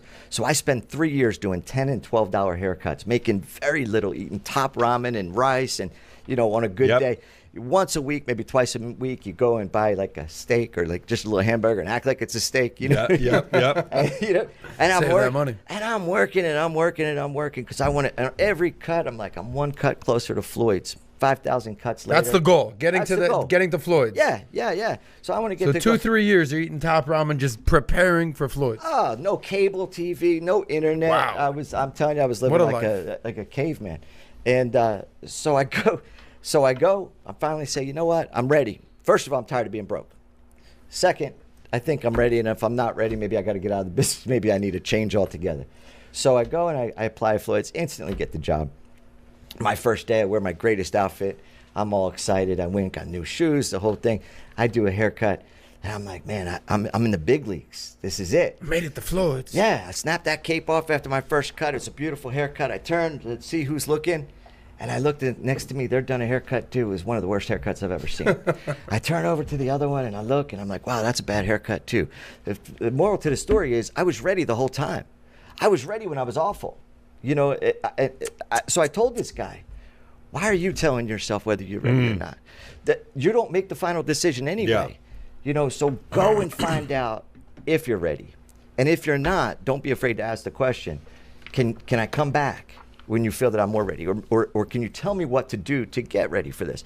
And it was beautiful. I mean, the guy, he ends up with decent haircut. He loved it, and he left. And he actually bought a Rapatoni's barbershop. Oh, he did. So the $5 T-shirt. off. You buy the shirt for $20 Yeah. every time you get a haircut. Wearing that, you get $5 That's off. right. That's right. Now the question is that a lot of the single men are listening. Did he get laid last night? Yeah, I don't know. I don't know. Because that's the thing. Because the other one, I don't know. his wife, pregnant, gives birth. We're wondering if Yeah. this guy did or not. Yeah. How well, long after giving birth can you bang your wife? What's the rule of thumb on that? 6 weeks. 6 weeks? Is that Yeah. the number?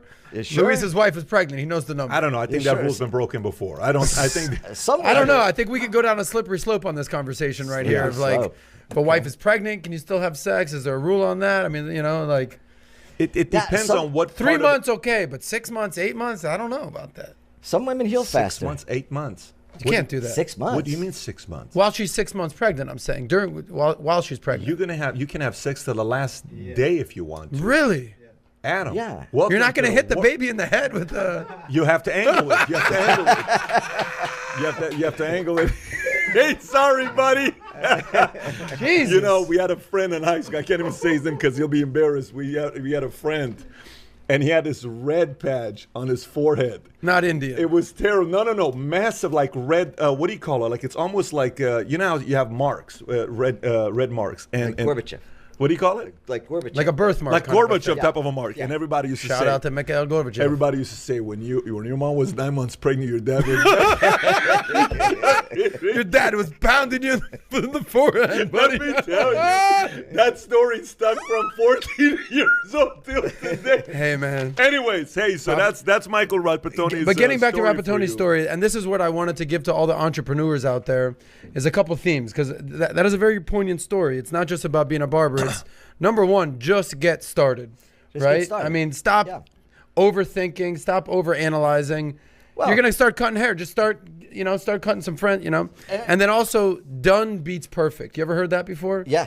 Done beats perfect. If you're gonna wait for the perfect moment, till you got the scissors and the cut, you could be waiting Yeah. forever. Just get started. Get done beats perfect. And that's and I finished him with the fact is I wasted 3 years trying to get ready for my career. 3 years for but that moment. Yeah, but Perfection. I didn't Perfection. I didn't You're practice Done it. beats perfect. Yeah. I didn't babysit children. I didn't change any diapers. I didn't warm up a bottle before my baby was born. You know, I brought a human life into the world, and I didn't get ready. You know what I mean? It was just kind of one of those things that you kind of naturally do. analogy So right there. it's like Don't if you're let going it inspire you, though, and take your time. One of these days. yeah. So he's right. Many of the things you do in your life, they don't come with a manual. You just got to man up and go out there and get it done. So very good story. Thanks for sharing, Michael. Let's continue, guys. So a couple other things here. So let me just get right into this FDA. FDA warns you to not eat those foods sold at Walmart and Target. Oh, shit. FDA. Now watch this. Oh, shit. First it was onions. They said don't buy the onions. Oh, damn. Then it's frozen shrimp. I'm good. And then even some popular prepared meals that you can easily grab on the go at some of your favorite grocery stores. Now the FDA, Food and Drug Administration, has sounded the alarm that yet another common food is linked to multi-state outbreak of salmonella. Peaches. That's why I said you like peaches. Okay, I know you're a peach guy. Okay? You always talk about peach guy. You're from Miami, you're a peach guy. You know, I'm like, this guy... Oranges, tangerines. Yeah, but all right, yeah. we can throw So some- maybe you some got to read peaches into in that there. joke. But according to the FDA, you should not eat or serve any loose or bagged peaches that were packed or supplied by Prime Wawona or Wawona Packing Company from June 1st to August 3rd. The same goes for its bagged Wawona and Wawona organic peaches distributed and sold from June 1st through August 19th. A recent CDC food safety. Anyways, so here's a question I got for you. So these things come out. I just shared it with you. I'm actually curious for the viewers that are listening to this. I just shared this with you. Is this, Luis, Ken, Sam, Kai, is this going to change? How many guys here buy peaches? Who buys peaches? You buy peaches? Is it going to change your mind about buying peaches? Or are you still going to buy peaches at Walmart or Target? I just read this to you. Are you going to say, you know what, I'm going to skip on the peaches for a couple months? Well, I actually just recently bought peaches there. Yeah. My wife So now you're thinking about it. Now I'm like, oh crap. Oh my God. I just bought a bag of peaches. No, I didn't buy a bag. I just bought the fresh ones. Yeah. Loose, but I'm not even sure if those are even safe, right? So hearing this, it kind of worries me. Does it worry you? It worries me a little bit because not Pregnant wife. Yeah, pregnant. She's pregnant. She Luis, wanted it. happy wife, happy life. Yeah, all right, so- you take that with you. So I might reconsider where I buy my peaches the next time. Yeah, you know, a lot of people are saying I love peaches. I didn't hear about this. It doesn't change my position. Stop buying food at Target. I'm still buying at Costco. So I don't know. You know, because these things come out all the time. Who said I'm still buying peaches? I'm still buying peaches. Let's see who says I'm still buying peaches. I'm still buying peaches at Costco instead. That is Javier0304. Javier don't give a fuck. He's like, I'm buying my peaches. I don't care what you say, Pat. I'm a peach guy. Well, no, I just wonder if this actually works when they come out saying things like this. Like, do you see a 22% drop off on peach sales the following week at a place when Kai? I'm wondering if it's been since June. They Last said, I checked, it's but been they said August. June 1st through August 3rd. Yeah. June 1st through August. You don't care, like right now at this point. late. But how do you know it's not going to happen on August 21st or August 28th? You know what I mean? Like, how did they come out with this measurement? Or is it a war against peaches? Like, they had a bad deal behind closed doors. Peaches didn't give them a bonus, and they're It's like, a you know what? Fortnite Apple Watch what debate. we're gonna do. We're gonna Fortnite ban Apple. peaches at Walmart and Here's the Target. bigger question, Pat. And Yeah. I'd love to get people's perspective on the room. The as of date. All right, don't eat this. You know, as of date. You know, August 27th. That's the date.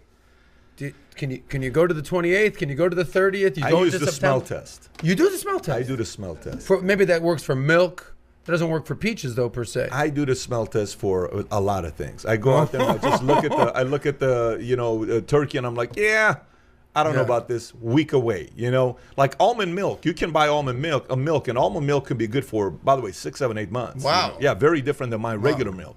You can buy almond milk. It can sit there for a long time and you're good, right? Gotcha. Even when it's open. Even when it's open, yeah, it's pretty interesting with almond milk. So you don't go by the as of date. You do by the smell test. So our nanny, this woman is so unique. She loves, Melva's amazing. She's one of a kind. She's a, what do you call it? A hoarder? Like a Hoarder, yeah. If we go to a restaurant, I'm done. Yeah. No, Daddy, we take that. I said, Melva, I'm good. I'm telling you, I don't want to. Yeah. No, we're taking that. Melva, I'm not taking this. I take it for me. I take. Bring box. She takes it. So By the way, Melva speaks perfect English. I don't know why you're making that accent. Yeah, she speaks English at a different level. I take so people. so then we'll go but she does that. But for me, it's you'll see some of the stuff that it doesn't smell that bad. You go ahead and eat it. What about you, Rapatoni? Yeah, I think it's the words. Words have meaning. So if it's, as of date, I won't touch it.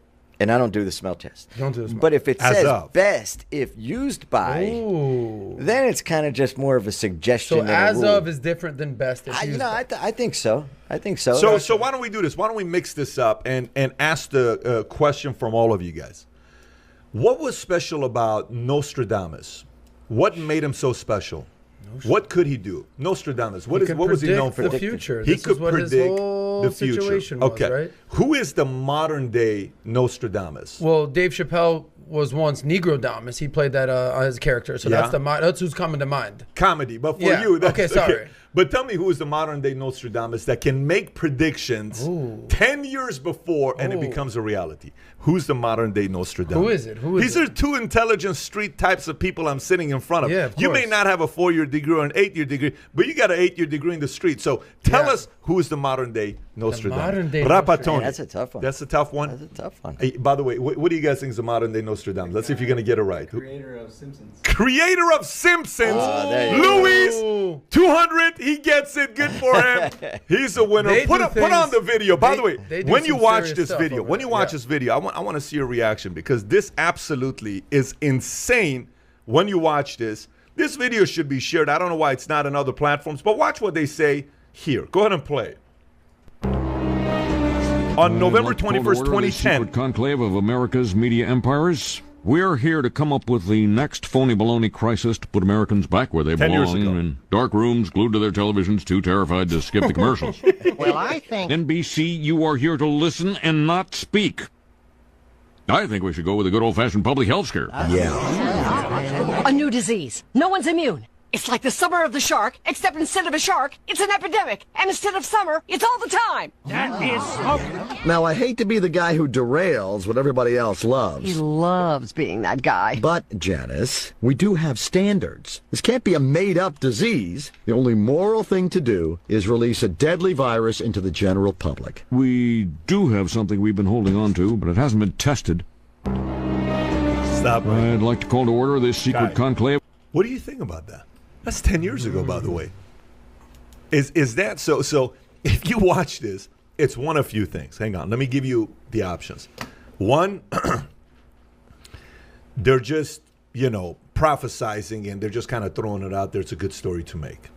Number two, they know something. The writer is connected to CIA, somebody that's a family member that we don't know about.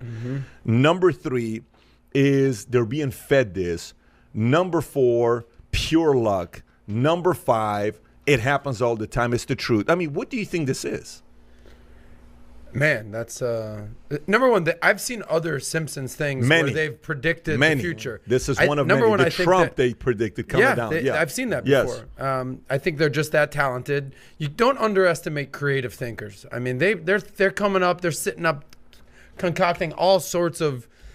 Who knows what's coming out of their head? That's one option. Number two, Matt Groening, the creator of Simpsons, more than likely was in a wet market in China and created the Wuhan virus. That's another option. I've heard people are saying that.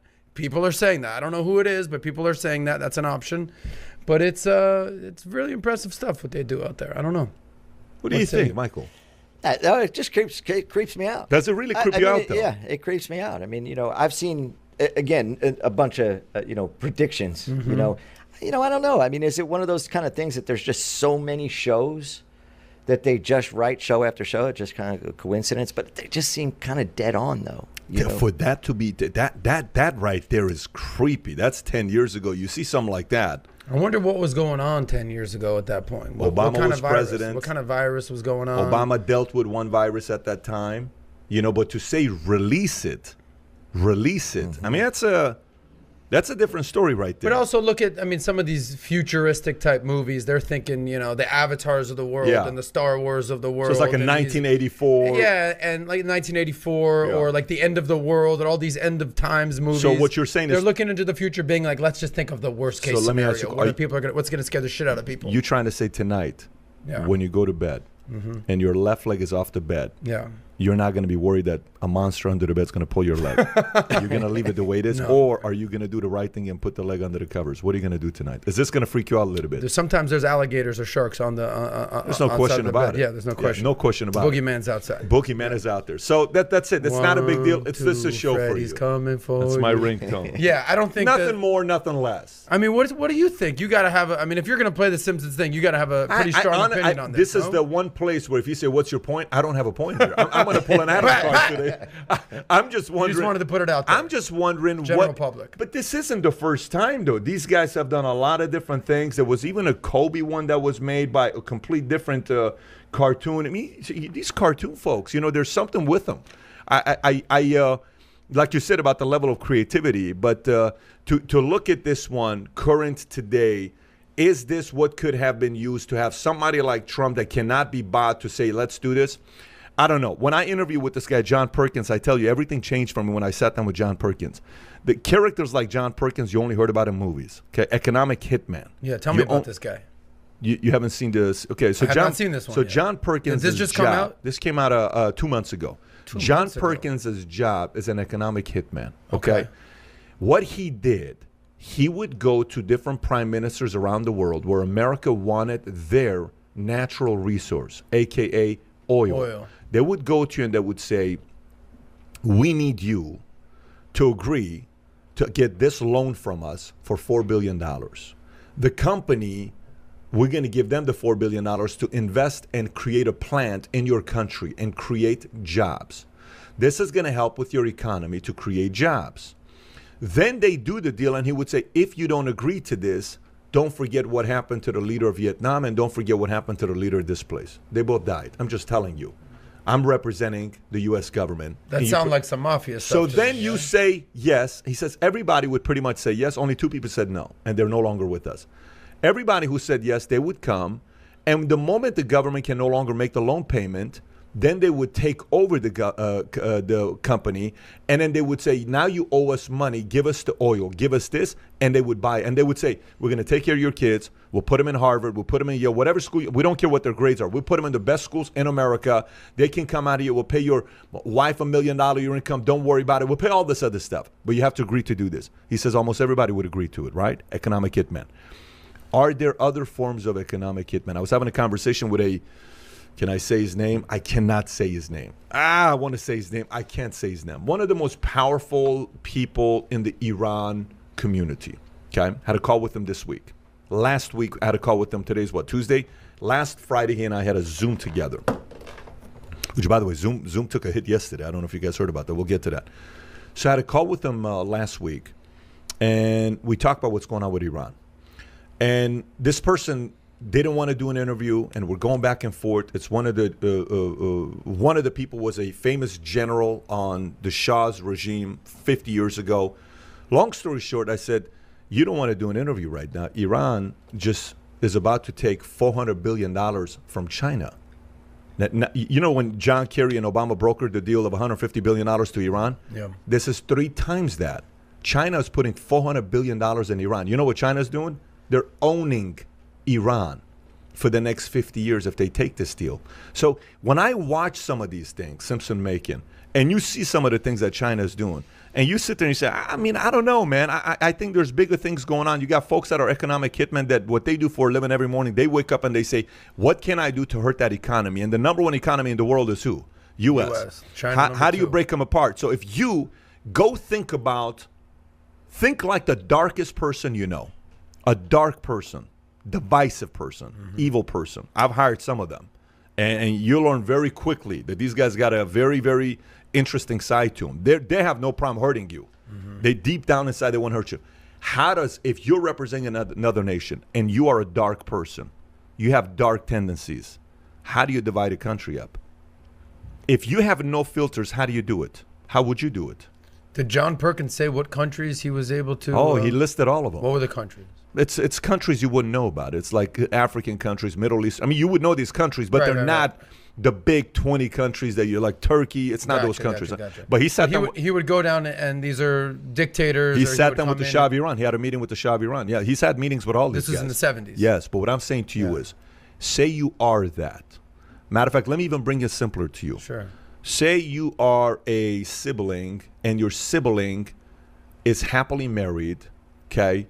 He's got kids, and your mom and dad constantly compare you to your sibling, okay? And you're the older sibling. So I always like this, and you just become Cain. You know Cain and Abel? You become Cain. To think like Cain, how does Cain ruin Abel's life? However he can, right? I mean, how does he do it, though? And the reason why I'm going here is you have to think like Cain to know what a Cain could potentially do to you. You don't think like Cain because you are Cain. The book 48 Laws of Power, when Robert Greene wrote that book, I don't know if you've read the book 48 Laws of Power. You ever read 48 Laws of, you read the Laws of Human Nature that he has, but you ever read 48 Laws of Power? Have you guys ever read 48 Laws of Power? 40 Laws of Power, if you read it, you've never read it? No, I've never read it. I mean, it's every rapper's number one, it's their Bible, if you think about it. Yeah, Robert Greene. When you read the book, there are sections in the book where you're like, this is pretty dark book right here. Let me tell you. This Machiavellian type stuff, right? Very at the highest level, right? Wow. But he says, I wrote this for you to know how others could be doing this. So with Simpsons, is this accidental? Is this intentional? Is this sitting there and thinking how a Cain would think? Is this sitting there and thinking how an enemy would want to divide the greatest country in the world right now that's created more jobs for people around the world? Is that what it is? I don't know. But that cannot just be accidental to create a cartoon like that. There's some messages behind it, and whoever's doing it, more power to them. Anyways, how about we go into the RNC? Is that cool?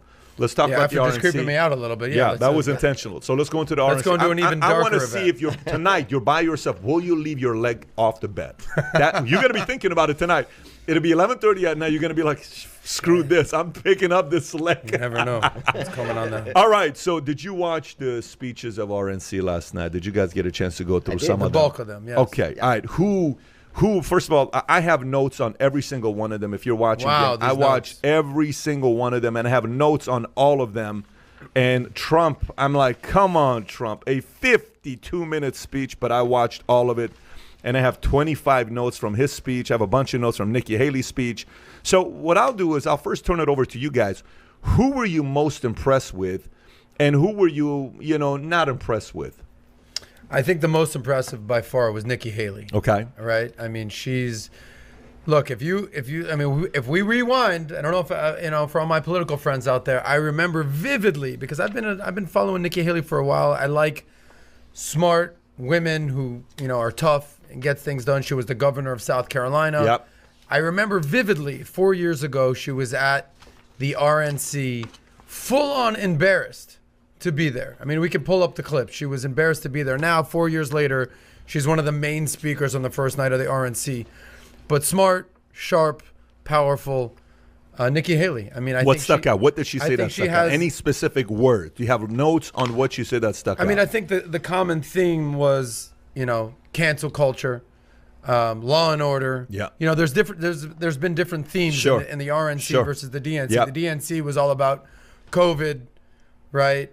Empathy, just sort of pitting the two major differences against Biden and Trump. Mm-hmm. This one at law and order, America first. I think she's got her shit together. I'll give her that. I think she definitely has aspirations for a presidential run, and whether that's 4 to 8 years, I think Nikki Haley is definitely. She's got a big upside. She's got a very, very big upside. Who were you not impressed with? And by the way, if you're listening to this, who were you impressed with, and who were you not impressed with? Whose speech stuck out, and what was it? I'm actually curious. Go ahead.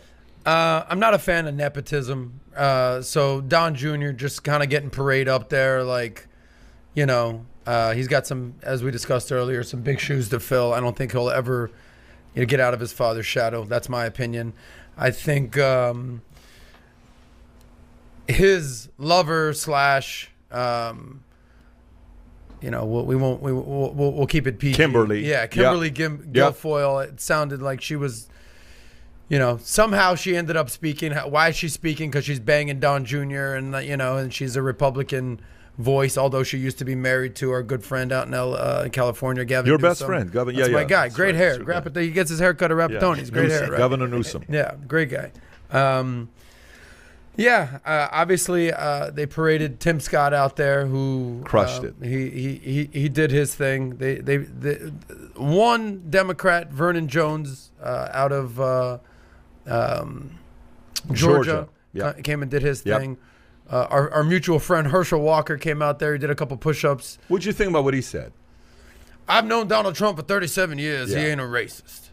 All right, cool. Congrats. Like, I mean, if there's people I'm going to hear from, it's not like, that's like saying, I know you have opinions on LeBron. Yeah. I'd rather hear from LeBron, who's current and relevant these days, than a, guy who hasn't been relevant in 30 years. Herschel Walker, respect. Amazing football player. I don't necessarily need to think what he thinks politically, especially, obviously, he has bias. He's been friends with Donald Trump for 37 years, but respect to Herschel. But, Okay, how about yourself, Michael? And I enjoyed it. Try to keep that mic in front of you. All right. Go ahead. If I saw this morning last week's convention. There wasn't an American flag on the stage. There wasn't DNC. Yeah, it was so different. The two vibes. There wasn't an American flag. No. Did you see the stage? There wasn't anything on there. I don't know. I saw a lot of American stuff. Can you pull it up? Yeah. And then speaking of that. It just seems so dark. It was like the country. Week. Yeah, last week. It's the country is in turmoil, and the country's this. And last night was kind of a pick me up. It kind of got me excited. I enjoyed Tim Scott. Is that his name? Mm-hmm. Mm-hmm. Yeah, I enjoyed what he had to say. They call him Token Tim. Yeah, the Kimberly. It was that was disturbing. I mean, that was just disturbing. I mean, what were your thoughts on that? Yeah, I just kind of thought she was yelling at me. I kind of felt a little. I jumped in the shower at that point. I was like, I can't take any more of her, so I'm just gonna take a break here. That can be taken in different ways. After you watch it, you could jump in the shower. But okay. Yeah, it was a regular warm shower. It wasn't a cold shower. So yeah, no, it was kind of disturbing. But I enjoy. I did like the fact that Donald Trump made appearance after appearance during it, and I guess that's unprecedented. It's I guess they're usually last speaker, and they're hidden it's the until ego the end. Thing. He wants to be seen. But you know what though? I think we wanted to see him. you know, I think that it was important to me to see what he was doing and speaking off of a, you know, not reading, you know, and being himself. And that's kind of what I wanted to see more of anyway, you know, and I think that's You what wanted to see more of what? Just him being a regular, you know, Trump. regular You guy. want more of regular Trump. Yeah. You want more regular guy Trump. You want more off the cuff Trump. You want more of that. Yeah. 4 more years of that. Yes, absolutely. I want 4 more years of Trump for sure. I don't want 4 more years, and let's not get it twisted. It's not going to be. I'm not looking for vulgarity. I'm not looking for. Oh, because you're going to get that. But what else are you looking for? You know what though? I'm willing to take the shit with the sugar. You know what I mean? I mean, the fact is, you know, things are going well. You know, since he's been in office, I've made accomplishments personally. I've watched people around me make accomplishments. You know, I just watched the debate between Hillary and President Trump last week. Now, if she says he's going to do this, he's going to kill the economy, women are no longer going to have rights, and this and that, a whole litany of things that he was going to do. Here we go 4 years later, none of those things happened. In fact, he is actually pursuing the things that he said that he was going to do. So, you know, I don't like his delivery. I don't think I'd hang out with the guy. I think it'd be embarrassing, you know, to have somebody talk like that around me. But the fact of the matter is, you know, I'm not that kind of guy. I'm not going to grab somebody that doesn't, you know what I mean, ask me to grab them or whatever. You're willing to take the good with the bad, is what you're saying. Yeah, you know, I mean, I'm not going to judge the guy. We didn't judge Clinton. You know, I didn't judge Clinton on the job that he was doing based on what he was doing in the Oval Office. I really didn't care. Now, a lot of people say, well, if he's going to lie to his wife, he's going to lie to me. You know, and you know, but Donald Trump, I don't think is going to grab me. I don't think, you know what I'm saying. So I think he's doing a great job. So you know, I want 4 more years to answer your question. Yeah, 4 more years. Yeah, absolutely. Let's go down your list. You got a lot of notes here. What do you got? What do you got from last night? If you remember DNC, we had a few key words, right? Trust, science, all those words. Science. By the way, it was very interesting listening to Michael give his perspective on Trump. As a small business owner, his life and the people around his life got better because of President Trump. So that's an interesting take. But here's the key words. Here's the key words that I wrote down on the differences between the two. One was Democrats blame America for everything, okay? DNC talked about how much they despise America. This was about dreams, okay? This was about dreams. DNC was about nightmare. This is all about dreams. Everything was dreams. And it was different on the other side. I'll go down the aisle with every one of them. I have 16, 17 speakers here. I'll just give you the main highlights. Jim Jordan talked about the Democrats want to defund police, defund border patrol, defund the military. We won't let you go to church, but we'll let you protest. We won't let you go to work, but we'll let you riot. It's kind of interesting. Then he told a story about his nephew, Eli, who died a few years, last year, I believe. And the father's name of Eli is Todd. And Trump calls Jim Jordan, say, how you doing? He says, how's the family doing? So, well, we're not doing too well. Then Jim Jordan asked, would you be willing to talk to the father for a few minutes? Trump got on the phone and talked to Todd for 5 minutes, and the family was sitting there just to mourn together the loss of a child. You know, this kid was a prodigy coming up with a wrestler. So Jim talked about the connection side of what he did on the family side. I thought it was a powerful message that he gave. The couple who pointed guns at the BLM protesters in St. Louis, they spoke. And I don't know if you saw that talk or not. They just got up and they said, look, you know, none of us are looting outside the house. We're charged. He says, none of the looters were charged with a crime, but we were. So let me get this straight. People are coming to my house, my private property, and I'm the one that's charged with a crime and they're not? How does that make any sense? So they're protecting the looters, but they're not protecting the citizens. They talk about pro-Second Amendment. We're not the kind of people that back down. Neither is Donald Trump. Donald Trump brought us the best economy ever, but the Democrats have brought us nothing but distraction. So that was them. Good talk, safe, good talk that they gave. Vernon Jones, I thought, crushed it. He's the guy you were talking about, the Georgia Democrat state representative. He said black people are free with free minds. So he didn't like the fact that Democrats said, I cannot believe you're going to speak at the RNC. And, you know, he says, I got letters, I got threats. They told me to resign, all this. He says, that's the thing with the black mob. They do this just because I am supporting a president that's doing good for them. He says, here's Joe Biden who talks about he's going to make change. He says, you've been in office for 47 years. Trump's been in office for 3 years. You've been in office for 47 years. You had a chance to make results. You have no results. It's all talk, no action. Great point, 47 years. That was interesting. He says, if I work hard, he says, my dad told me, hey, son, if you work hard, treat people fairly, there's nothing you couldn't accomplish in your life. Again, dreams. That's the messaging, right? He says Trump did a historical criminal justice reform, what he did. He spoke about police officers, and he says, that's Vernon Jones. I thought it was a good talk. Nikki Haley, she came out and she told a story about Ambassador Jean Kirkpatrick, that in 1984 he gave this talk, this ambassador, because she was also an ambassador, Nikki Haley. The UN, right? She said that this ambassador during Reagan in 1984 says Democrats always blame America first. Democrats always blame America first. That's her point in the first 30 seconds, by the way, when she came out. There was a couple guys that made points like that. Her and Matt Gaetz was right off the bat.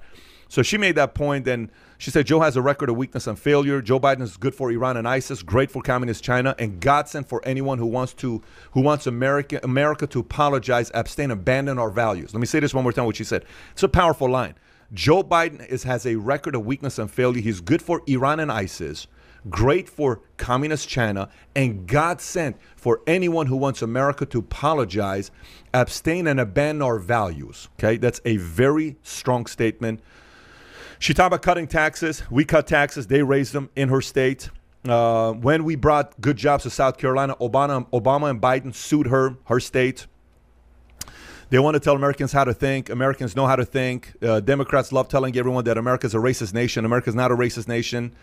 Then she talked about cops. Cops matter. Black cops matter. Black cops' lives matter. Black small business owners' lives matter. And then she went on this part with progress, which I thought, again, she crushed it. She gave a very good message. It's a kind of a message that maybe 8 years from now, people are going to look at it and says, what's the bench look like? You know, when Obama gave that talk in 2004, they're like, listen, that's a good bench. We have a guy that we can do something around in 2008. She's kind of getting into that league. She's both not liked by some Republicans and not liked by some Democrats, which could be a good thing when she runs, because that's kind of like what Trump had going on. She's got a similar Trump card in a different way that could work for Matt Gaetz. Came out the gates firing. He said, first sentence, I'm speaking to you in an auditorium emptier than Joe Biden's schedule. It's his opening line. I'm speaking to you in an auditorium emptier than Joe Biden's schedule. Pretty strong opening line when you say that, by the way. Settle for Biden is a hashtag promoted by AOC and Socialist. Let me say this one more time. AOC and the Socialists have a hashtag that's being used on Twitter. I don't even know if you know about it. It's called Settle for Biden. Settle for Biden. Meaning, let's just settle for Biden. Forget about Trump. Let's get this guy out. But don't get it twisted. AOC and the Socialists do not want Biden. I mean, you saw who she endorsed. The left wing wants to make America weaker to move their agenda forward, so that was his message. Andrew Pollack, school safety activist, gunman shot his daughter 5 times, and she died on February 14, 2018. This is a guy with a lot of swagger, a lot of confidence, and heartfelt. You feel this guy. And after his daughter's murder, I noticed the media wasn't interested in the facts. So they didn't tell her story, but they told other stories. His daughter, innocent daughter in school, gets shot. Can you imagine your kid gets shot 5 times just because? What does she do? She did nothing. So he told that story. Very powerful. Far left Democrats made the shooting in the school possible. That's Andrew Pollack. Donald Trump Jr., I mean, he was interesting to me. The one thing that he did say that was powerful, he said the Chinese Communist Party prefers Biden, okay, which he's right. He sold a dream. It was a constant dream. America's about dream. Imagine. He used the word imagine, I think, 10 times. Imagine a world where you can live your dreams. You can have that. You can have, he kept saying this, you can have that. I thought he did a good job. Kimberly was a little bit uncomfortable watching her, especially if you watch her on 2.0 speed on YouTube. It was very difficult watching her. It almost seemed like there's a video of them, of Donald Trump Jr. drinking 2 Red Bulls before the talk. Okay, on Instagram he posted and his dad shared it. It looked like she had 1 too many Red Bulls when she gave the talk. She talked about human sex trafficking and, in President Trump's America, we like things up, is what she said. In President Trump's America, we like things up. The market, you have to watch it. Okay. The church, market, all this other stuff, could be taken out of context. Herschel Walker said what he said. Ronna McDaniel, RNC chair. She said, I'm the second woman in 164 years to run the RNC. And he didn't choose me because I'm a woman. He chose me because I'm qualified to do this job. Second woman, which is pretty interesting that everybody says Trump doesn't support women, yet the RNC chair is a woman. It's kind of, and by the way, somebody called that Trump the other day and says, yes, the RNC chairman is a woman. And they were shocked. Most people didn't even know this, that is the case. Does Trump choose the head of the RNC? Yes. The president chooses the head of the RNC? So the support has to come from there. Kim Klacik, Baltimore, this girl's fireball, young candidate of Baltimore whose video went viral. She crushed it again. Democrats assume that The black girl. Black people She will seems constantly legit. vote for them blindly. She seems legit. She says, we want safety in our neighborhood, lower taxes, better education, better jobs, and I think she's got a good career ahead of her. Maximo Alvarez did a great job when, he escaped Fidel Castro and communist regime to come over here. I thought he did a fantastic job. Tim Scott talked about education, 7 million jobs pre-COVID. 2/3 of the jobs that Trump created out of the 7 million went to women, Latinos, and African American. That's just record-breaking on what he did. Charlie Kirk gave a good job. Trump got up there and he talked about the 80 million ballots right off the bat. In the first 30 seconds, what he talked about is the ballots, his post office. First thing he talked about was that. It wasn't like he took 20 minutes. You have to know that when you're giving a speech, you got to know your first minute's going to be remembered. Whatever you say in the minute, that's what everyone's going to watch. Not on minute 51, not minute 48. Minute 1, he talked about 80 million ballots, and they're working. Post office scandal. He says, I'm preparing all of you. They're already talking about it. Because they're talking about it, it's their strategy. It is a scandal. He called it the most important election in the history of our country. He said, success brings people together. He says, pre-COVID, while everybody was making money, 401ks was good. Democrats were very happy with me because success brings people together. Now, because of COVID, things have divided. He said, look at your 401k. You should look at your 401k because it's doing good, because the market's back up. NASDAQ has broken the record 16 times now. Farmers, he got them $28 billion from China. November 4th, everything's going back to normal. Biden's comment, I'd shut down the economy if, kind of took a shot there. And then he talked about vaccine stage 3 trials. It's, most people wouldn't predict it go this far. Till a few minutes ago, nobody knew I was coming. Last minute, he decided to come and talk because of what that state did. He campaigned there before. He called MSNBC the usual MSDNC. DNC took Under God out of the national anthem on 2 of their meetings that they had. When they did not the national anthem, the Pledge of Allegiance, they took Under God out. It was during 2 meetings. It was the LGBTQ caucus meeting and the Muslim Delegates Assembly. They didn't say Under God. And then they're trying to steal the election, rig the election. Bernie Sanders is the greatest loser I've ever met.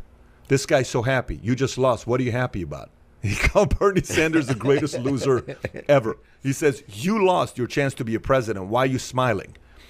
China had its worst year in 67 years, which is what's happened to their economy. We now have it that the signature doesn't have to be verified. Signature doesn't have to be verified to vote. It's kind of weird. We build our wall. It'll be done shortly. And he talked about some of his accomplishments, how many judges they chose, cut drug prices first time in 51 years. Can you imagine? 51 years, first time they cut drug prices. Anyways, so that's the message he gave, okay, with the speakers that spoke there. It was, the first night to me was watching it, you were kind of like, here's the best example I'll give you. I didn't like to go to church. Here's why I didn't like to go to church. You'd go to church, and there was pastors who would get up to collect money. And this happens sometimes in the Army. There's a big Armenian church that had a big falling out, and a lot of people that had money left this church. And a lot of them, quite frankly, stepped away from the religion of Christianity because of the way that church handled things. My friend was a hardcore Christian. He converted me, and he stepped away, okay? And you know what it had to do with? Money. But here's one of the things on how church uses the Bible. There's 2 ways they convert people. One of them, they get up, and the pastor says what? The pastor says, if you don't give your life to Christ, you're going to hell. Here's what hell looks like. You ever seen these advertisements? They paint what hell looks like with volcanoes and fire, and you're going to be burning up in hell. Oh, yeah. And then there's the other pastor that gets up and says, listen, man, you can go to heaven. Let me tell you what heaven looks like. You're going to see your family. Maybe you've been away from your grandma or your mom or your husband. You're going to see them again. This is heaven. So they're both trying to get people to convert, to go to heaven. One is selling hell. The other one is selling heaven. DNC was selling hell. RNC was selling heaven. Very big difference in perspective. And the biggest churches in the world, they tend to sell heaven. Right now, heaven's being sold on one side, not the other side. I think it's ironic where, I mean, it's just very ironic. In 2016, what was Donald Trump selling? He was selling hell. The American dream is dead. Only I can save it. Yeah. It's chaos in the streets. I'm the law and order candidate. 4 years ago, he was selling the hell version. Now, ironically, he's selling the heaven version. I don't know about that. I think both him and Obama sold a dream. I actually think both him and Obama sold a dream. Let me tell you, Obama's speech, if you've not watched Obama's speech and inauguration speech, it was a semi-MLK type of speech. I just got the chills, man.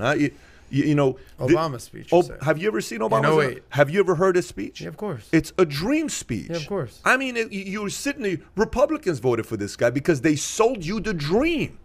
I'm not taking RNC or DNC. I'm telling you, Obama won 2 terms because he sold the flipping dream. Mm-hmm. George Bush Sr. lost second term because he sold a nightmare. And Clinton sold a dream. Mm-hmm. And Trump is selling the dream and Biden's selling a nightmare. It's not an effective business model. This time around, I totally agree with you. This time around, it's not going to work in their favor, by the way. 2016, he was selling more of a nightmare scenario. No, 2016, the things that Trump was coming out of Trump's mouth is, America's a shithole, it's falling apart, we're going to make it great again.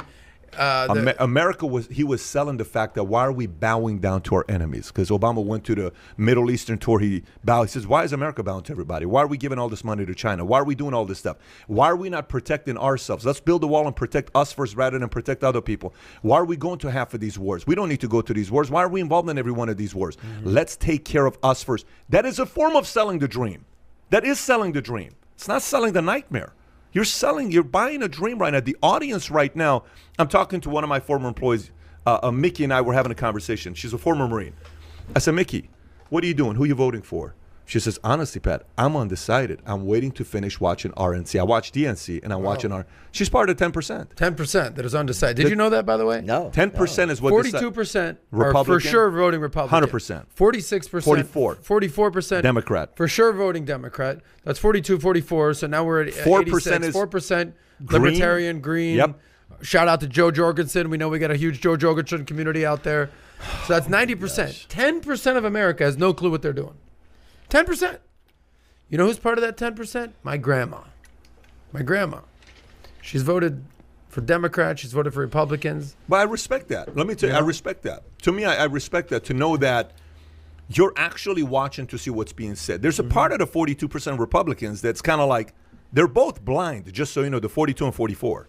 They're both blindly following it because, you know, what a Kennedy Democrat is different than what a Biden Democrat is. A Kennedy Democrat, they were not bowing down to the socialists. Kennedy became a president and lowered the taxes. Biden saying, I'm raising the taxes. And they say, why are you lowering the taxes? He says, for you to go become rich. For you to go become prosperous. Use these lower taxes to protect your family. It's a different Democrat today than it was before. Very different Democrat than it was. I find it ironic that obviously the reason that Biden ran was, you know, because he saw what Trump was doing. But the other fact was the Democratic Party, and this is why I'm just consider myself more libertarian these days, is being pulled way too far to the left. The Bernies, the Ocasio-Cortezes, and I find it ironic that Biden ran because he's like, look, I think we would all agree he's a moderate. He's a moderate Democrat. He's not a leftist communist. So it's ironic that the Democratic side, the leftists, the Ocasio-Cortezes are basically saying settle for Biden, right? You know, he's not as left as we should, right? So in his own party, they're basically saying that he's not too left. And then obviously the Republicans are saying socialist agenda, this communist agenda, this leftist agenda. So which one is it? You know, you got to decide for yourself. If you're in the 10%, you're only decided. Michael, what do you think? Well, you know, my thing with Trump, and I'll give you an analogy. I believe him. I believe in what they're selling. I do believe in they're selling this dream, and I believe in the dream. I've made steps towards what they're promoting, and it's kind of, I always go back to 2.5 years ago. I fell in love with my wife. I fell in love at 50 years old with a woman that changed my life completely. On a daily basis, I wanted everyone to feel that. And I believe Donald Trump wants everyone to feel successful, have money, eat, provide for their children. I really, truly believe that. I believe that he's a patriot. I believe that he's saying just get the work in. I mean, you know, people say, well, you know, he started with a loan from his dad. It doesn't matter. It really doesn't matter whether you start with $1 or $10 million. It really doesn't matter. Get the work in, you know, and I think that's kind of what he's pushed me to do, my family to do. I've got a whole house full of people that, you know, kind of dig him too and are taking advantage of the things that we're able to today. And I'm worried about the other side. I am. I'm worried about the other side. I think it's a slippery slope. For me, trust is everything. And I don't trust either side, but I feel like I trust Trump's See, side I agree with you. more. I do think that Trump wants you to succeed. I think he wants you to do well. I think he wants you to prosper. But there's an if with that, Mr. Rapatoni. If you like him, if you say nice things about him, if you agree with him. Now, if you say not so nice things about him or don't agree with him, he don't give two fucks about you. And that's the problem with Donald Trump, is that he plays to his base. He plays to his base. He plays to his 42%. What's the difference with the other side? I'm not saying the other side is better, but we're talking about Trump right now. You tell me who Obama liked that didn't like him. You tell me how often he went to. Here's the difference. But when you say something like that, you have to have credence behind it. Because here's how you got to think about it. Am I wrong though? About Trump? 100% you're right. I'm with you. But I am right about Trump. But wait a minute. But you cannot say that. But you cannot say that and only give it from one side. Meaning, do you think if Anderson Cooper invited Trump to be a guest on CNN, you think Trump shows up? I think he would. You think if Bill O'Reilly on his second term invited Obama, you think Obama shows up? I don't think Obama. Of course he doesn't. Yeah. Why not though? I think Trump likes the confrontation. How many times do you think Hillary Clinton sat down with Hannity or O'Reilly or No. Why not though? Why not? I totally hear you. But why not though? They don't want the confrontation. They don't want to be called out. They want the safe zone. Because what you just said, even though it's true, it's 100 times more true on the other side.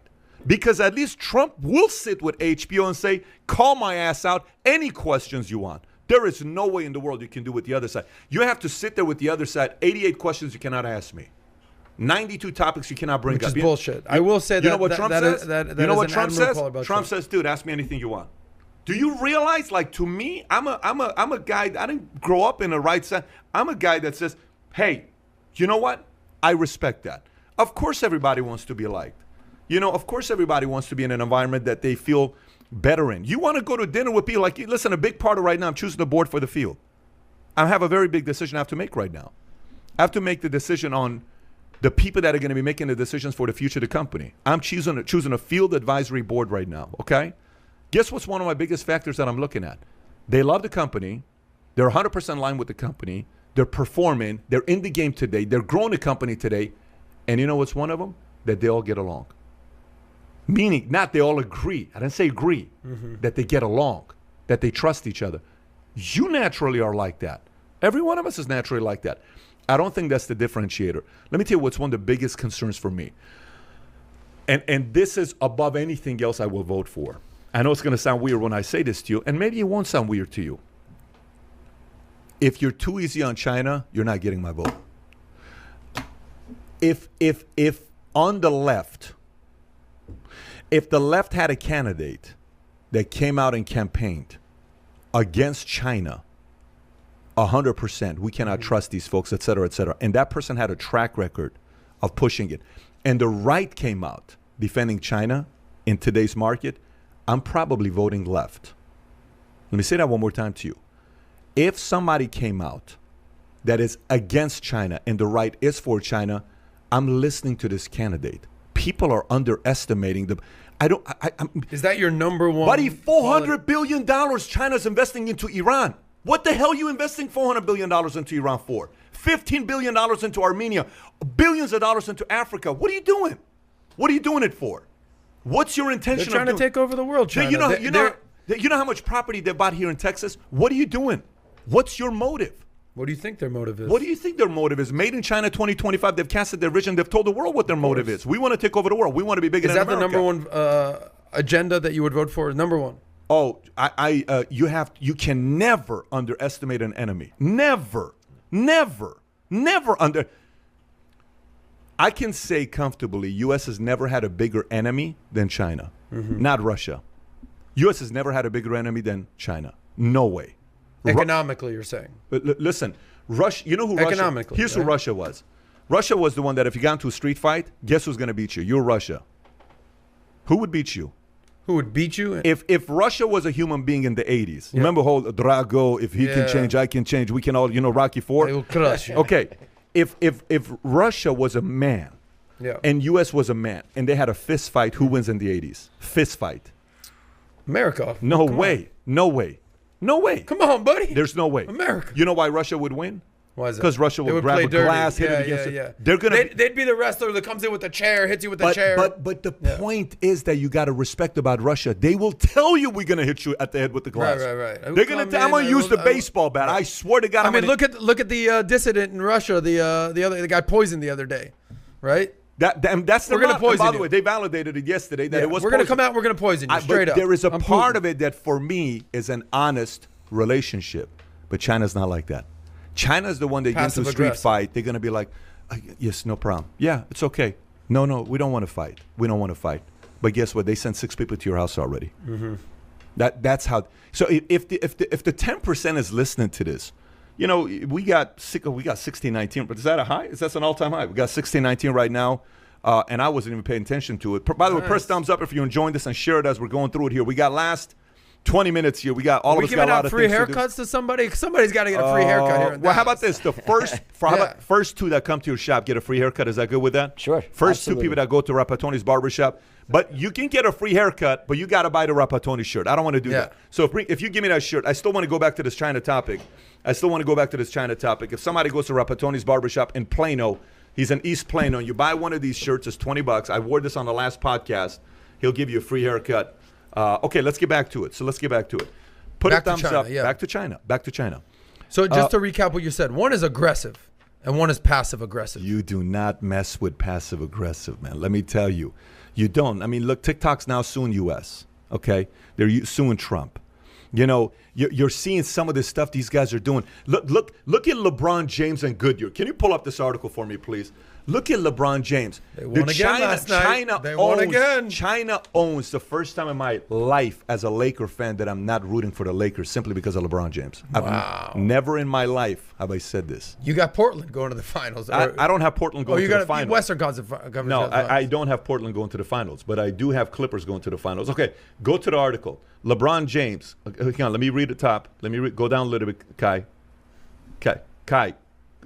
Oh my gosh, buddy. I can't read the main article. Yeah, right there. LeBron James, China, comments dragged up in a Donald Trump Goodyear boycott. So somebody comes out and says, you know, what they say about Goodyear. LeBron turns around and says, we don't bend and we don't break for nobody, calling out to Trump because Goodyear is based out of where? Ohio. I'm an Akron kid. Now go to the bottom and look at the tweet that he gets back from Will Kane. Except the Chinese Communist Party. Meaning, we don't bend, fold, or break for nobody except for the Chinese Communist Party. Yeah. You ever heard LeBron say one bad thing about China?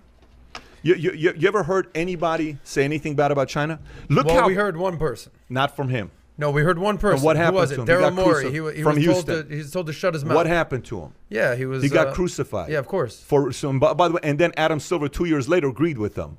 But not in that moment. Even Steve Kerr disagreed with them. Even LeBron James disagreed with them. There's a lot of double standard going on in the NBA regarding China. I don't care about the double standard part. I don't worry about LeBron James and the NBA. They do what they do. He's making his money. Good for the James family. I think, to be honest with you, the level of respect I have for him as a person who went from the streets, no father figure, the mother, you know, for him to become who he's becoming. You don't have dirt on LeBron. He's done a great job for himself. That part I got a lot of respect for what he's done. He's a great example for other people that want to follow. Stay clean, do that. Great. Husband, family guy, Super Taco Tuesday, all of that. I'm not talking about NBA. NBA is irrelevant in this topic. What is relevant is the fact that the NBA is afraid of China. Why is the NBA afraid of China? Why? Because China comes down to money, doesn't it? Why are you afraid of China? So look at the amount of power China has, where China says, don't worry, we're going to win all your people. Because we got 1.5 billion people here, and every one of them can be bought because we have eyeballs. Mm-hmm. It's okay. So if the American people are listening to this, and some of you guys that are listening to this, you're not a Republican. You're not a Democrat. And by the way, you know what I mean when some people say, I'm a Republican, but they hate Trump. I hate when people go in that angle. And I had a person here that was working with me saying, I'm a Republican. I said, when's the last time you voted Republican? 20 years ago. You're not a Republican. You're a Democrat. You just forgot to change to Democrat. You know how people say, I'm a Democrat, but they haven't voted Democrat for 20 years? Listen, man, you're a Republican. You just haven't changed yourself. I'm truly talking to people that can be persuaded. If you can be persuaded, you have to ask yourself, who's the number one enemy?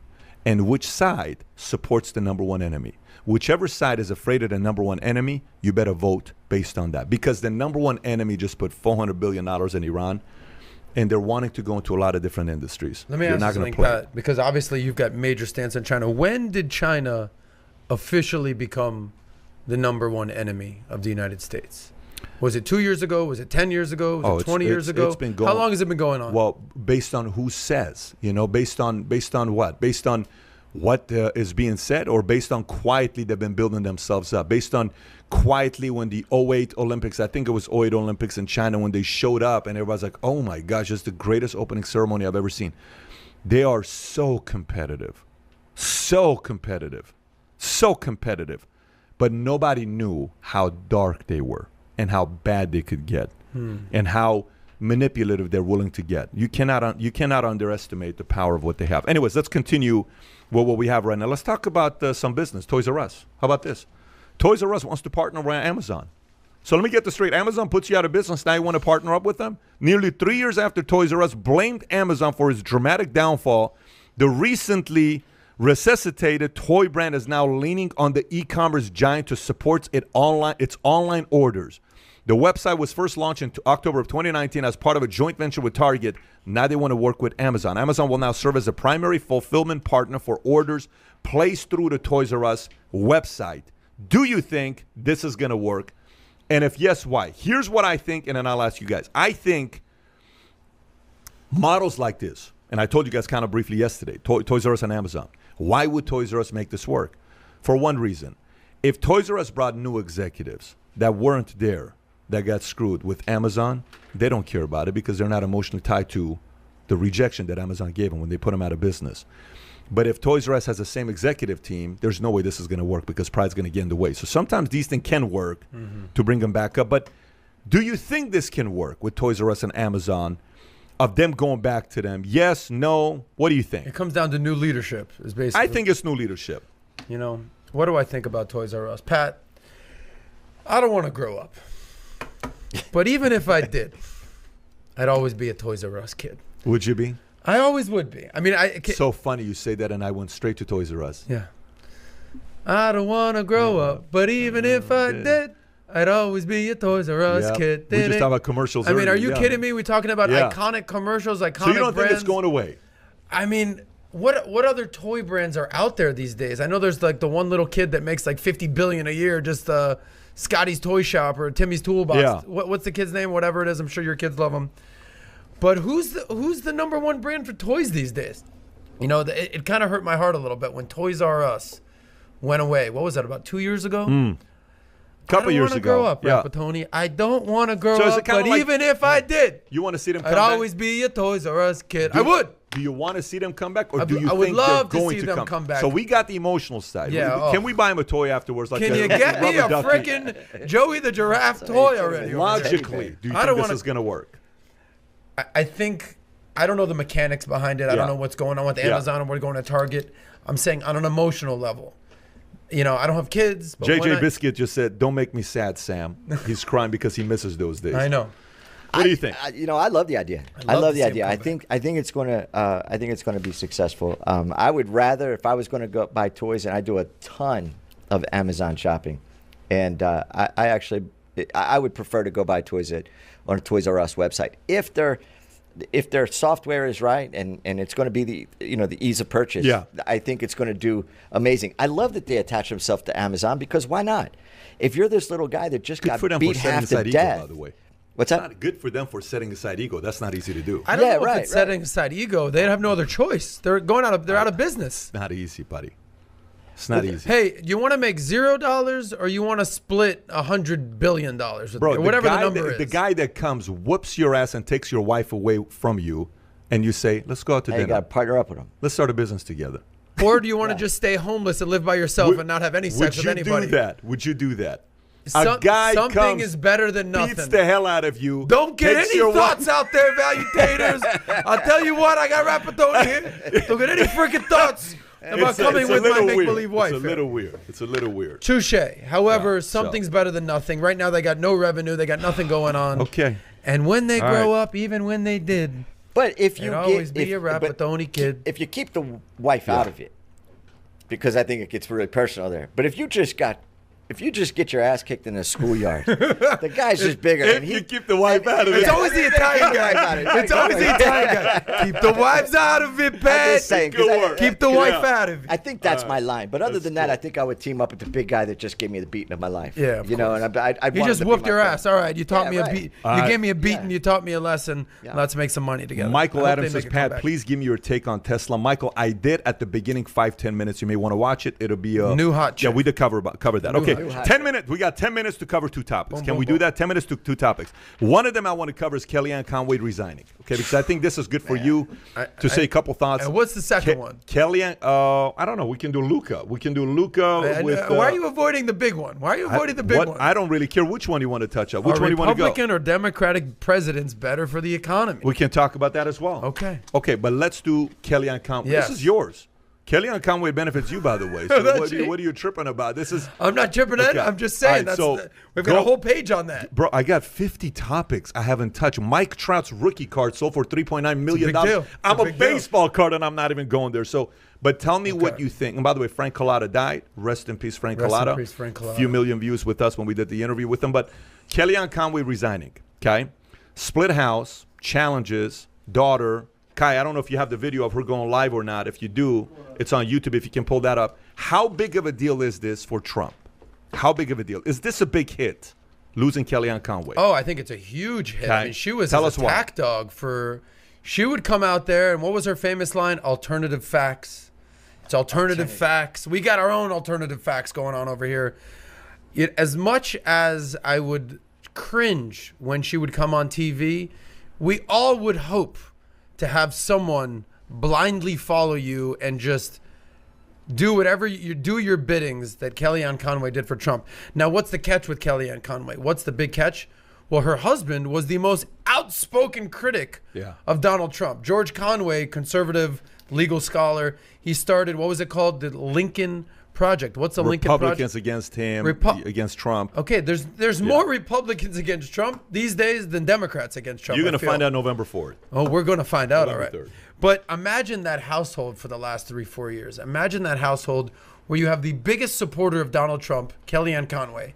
You know, whether that was a paid support or actual real-life support, we'll find out. Because she definitely got paid. I mean, power's a hell of a thing. She's out there being the spokesperson. I don't know if So it is a big hit. Huge hit. Okay. And then you got George Conway out there. I mean, we talk about... How does that work? How does that work in the bedroom? How does that work in the boardroom? How does It that could work out good in the bedroom, by the way. But fine. you know what? You freaking... Say Trump. Oh, yeah, say Trump. Say my name, bitch. What do you think? Man, you know, I've never heard her say anything that I understood. You know, that was, I mean, she... Double talk? Every time I watch it, I was what the hell did she just do to Alternative me? facts, I man. felt it felt personal. I felt a little violated. I was like, what the hell? I understood the question. You felt violated? Yeah. What do you mean? She's defending your boy. What are you talking about? Yeah, no, I just didn't understand the answer. Like, I understood the question, and I never understood any of the answers. You know, so she did political hopscotch. Is that what it is? And if that's what Trump needs, I don't think it's going to be a big hit. I think that I like this Kelly. Kellyanne McEnany. Oh man, yeah. You know, She's also she's not so bad to look at. Eh? She's not. I follow everything she says, so I'm not confused as she goes through. You know what I mean? So I don't know. I don't think Kellyanne Conway is a big hit. It's a bigger deal than people think it is. I think it's okay. Because I think Kellyanne Conway is a beast. She's a pit bull. She's a pit bull, and she's scary. And she scared the hell out of everybody on the left because they hated having her on, and they never got under her skin, and she kept herself together. But watch what happened here in the family. This should kind of give you an idea what's going on in that household. That's her daughter in the house going live. Turn it off now, baby. No, I'm not okay. Thanks, guys, though. Also, she keeps insulting my mental health. I'm just like, I'm just showing everyone the truth. Like, you're literally not letting me use my freedom of speech. Can you imagine your daughter goes live in the household? Daddy just wants you to shut it all down because not everybody's following you as well-meaning. Okay, Anne? Hi there. Stop trying to support your beliefs. This many people have nothing to do. That is amazing. It's so nice out. Omar, God, what are you doing? Okay, pause it. Ella, Pause here. it. Okay. They got some family drama going on over there, man. But you know what, man? Again, it goes back to dividing families. I don't like seeing this stuff because that family needs to keep their stuff in their household. No one in. If one of my kids went live and started showing what we do in the family household, go get a damn apartment. You're 18 years old. 17 years old, give me your phone. You ain't paying for the bills. That's my phone now. You ain't got a phone. You do something like that in my household, big problem. She's 15. How old is she? If you got 2 rules. You're under 18, give me your stuff. Everything. Yeah. Car keys, everything is mine. Your door can no longer be locked. I take every lock off your door. That's what we're doing. If you're 18, go get a place. Sorry, you can't live here anymore. Wow. You don't. I think she applied for what's the terminology when you emancipation. No longer, what is it? Emancipation. Is it the emancipation where she no longer has to be living under the parents' roof? But that's got to be a tough situation where you have one person that's so outspoken in favor of Trump and one person that's so outspoken. She's like her mommy, though. But listen, but you know what it comes down to? What? In my opinion, What? she's 15 years old. Yeah. You know what they say is when you're young and you don't vote for a Democrat, you have no heart, and if you grow No up brain. and if you don't Yeah. vote for a Republican, you got no brain. That whole thing. Yeah. She's 15 years old. What kind of shit do you think she's getting in school? Your mom did this. Your mom's a piece of whatever. My parents said that your mom. You know what kind of crap she's probably getting in school? It's probably not pretty for that 15-year-old daughter. I don't disagree. Yeah, I don't probably disagree. leaking into the household. But I don't disagree. But you got to realize, man, blood is blood. It's family. You protect family. The one thing with the kids, man, if I see anybody coming in between the kids, there's a problem there. What are you doing? It's your brother right there. I tell my boys, you guys matter more to each other than I do. You guys are going to be in each other's lives than I'm going to be in your life. You guys better be better to each other than you are to me. Yeah. This is your brother. This is your sister. You guys better respect one another. I don't tolerate any of that stuff. So when you see some of this stuff that's taking place, I'm uncomfortable even watching. Yeah, but Pat, it to see you that got to happen. understand that you were raised right, and you've got to. She doesn't seem like somebody that wouldn't raise her kids right. I mean, no, I don't think. I think there's a spirit of division that's getting the best of America. Remember Cain? Do you remember Cain and Abel? If you were Herman Cain? No, Oh. Cain and Abel. If you Rest could in think peace, like Herman Cain. Cain, if you could think like Cain, what would you do? You would divide families apart. Let's go to Luka. Luka was playing basketball. Okay, Clippers doing what he forward. do. Montreal's Harold apologized to Luka for calling the Mavs star a bitch-ass white boy while they played the game. Okay, and they were fighting again into each other's face. And the next time he apologized, the NBA doesn't suspend or do anything. Now here's a question: If Luka called Harold the N-word, what does the NBA do? So you got bitch-ass white boy versus N-word. Bitch-ass white boy doesn't get you suspended. What does the N-word do to Luka if he did that in the playoffs? I don't know. I'm actually asking. Well, N-word, you're can't. I mean, talk about cancel culture. Would you be can't say the suspended? N-word. Would you be suspended? For sure. For sure. How many games? You use the N-word in the NBA? White guy toward not a black to a black. He did, okay. White guy to a black guy. You're suspended. You're, for sure. Okay. What do you think about this? You played basketball before. Yeah, of course. How is this? Is this, normal stuff where it's okay both ways or it's not acceptable? Okay, so number one, I've played basketball my whole life. I played high school. I played a little bit in college, a little bit of semi-pro. Do you know how many times I've been called a bitch-ass white boy? How many times?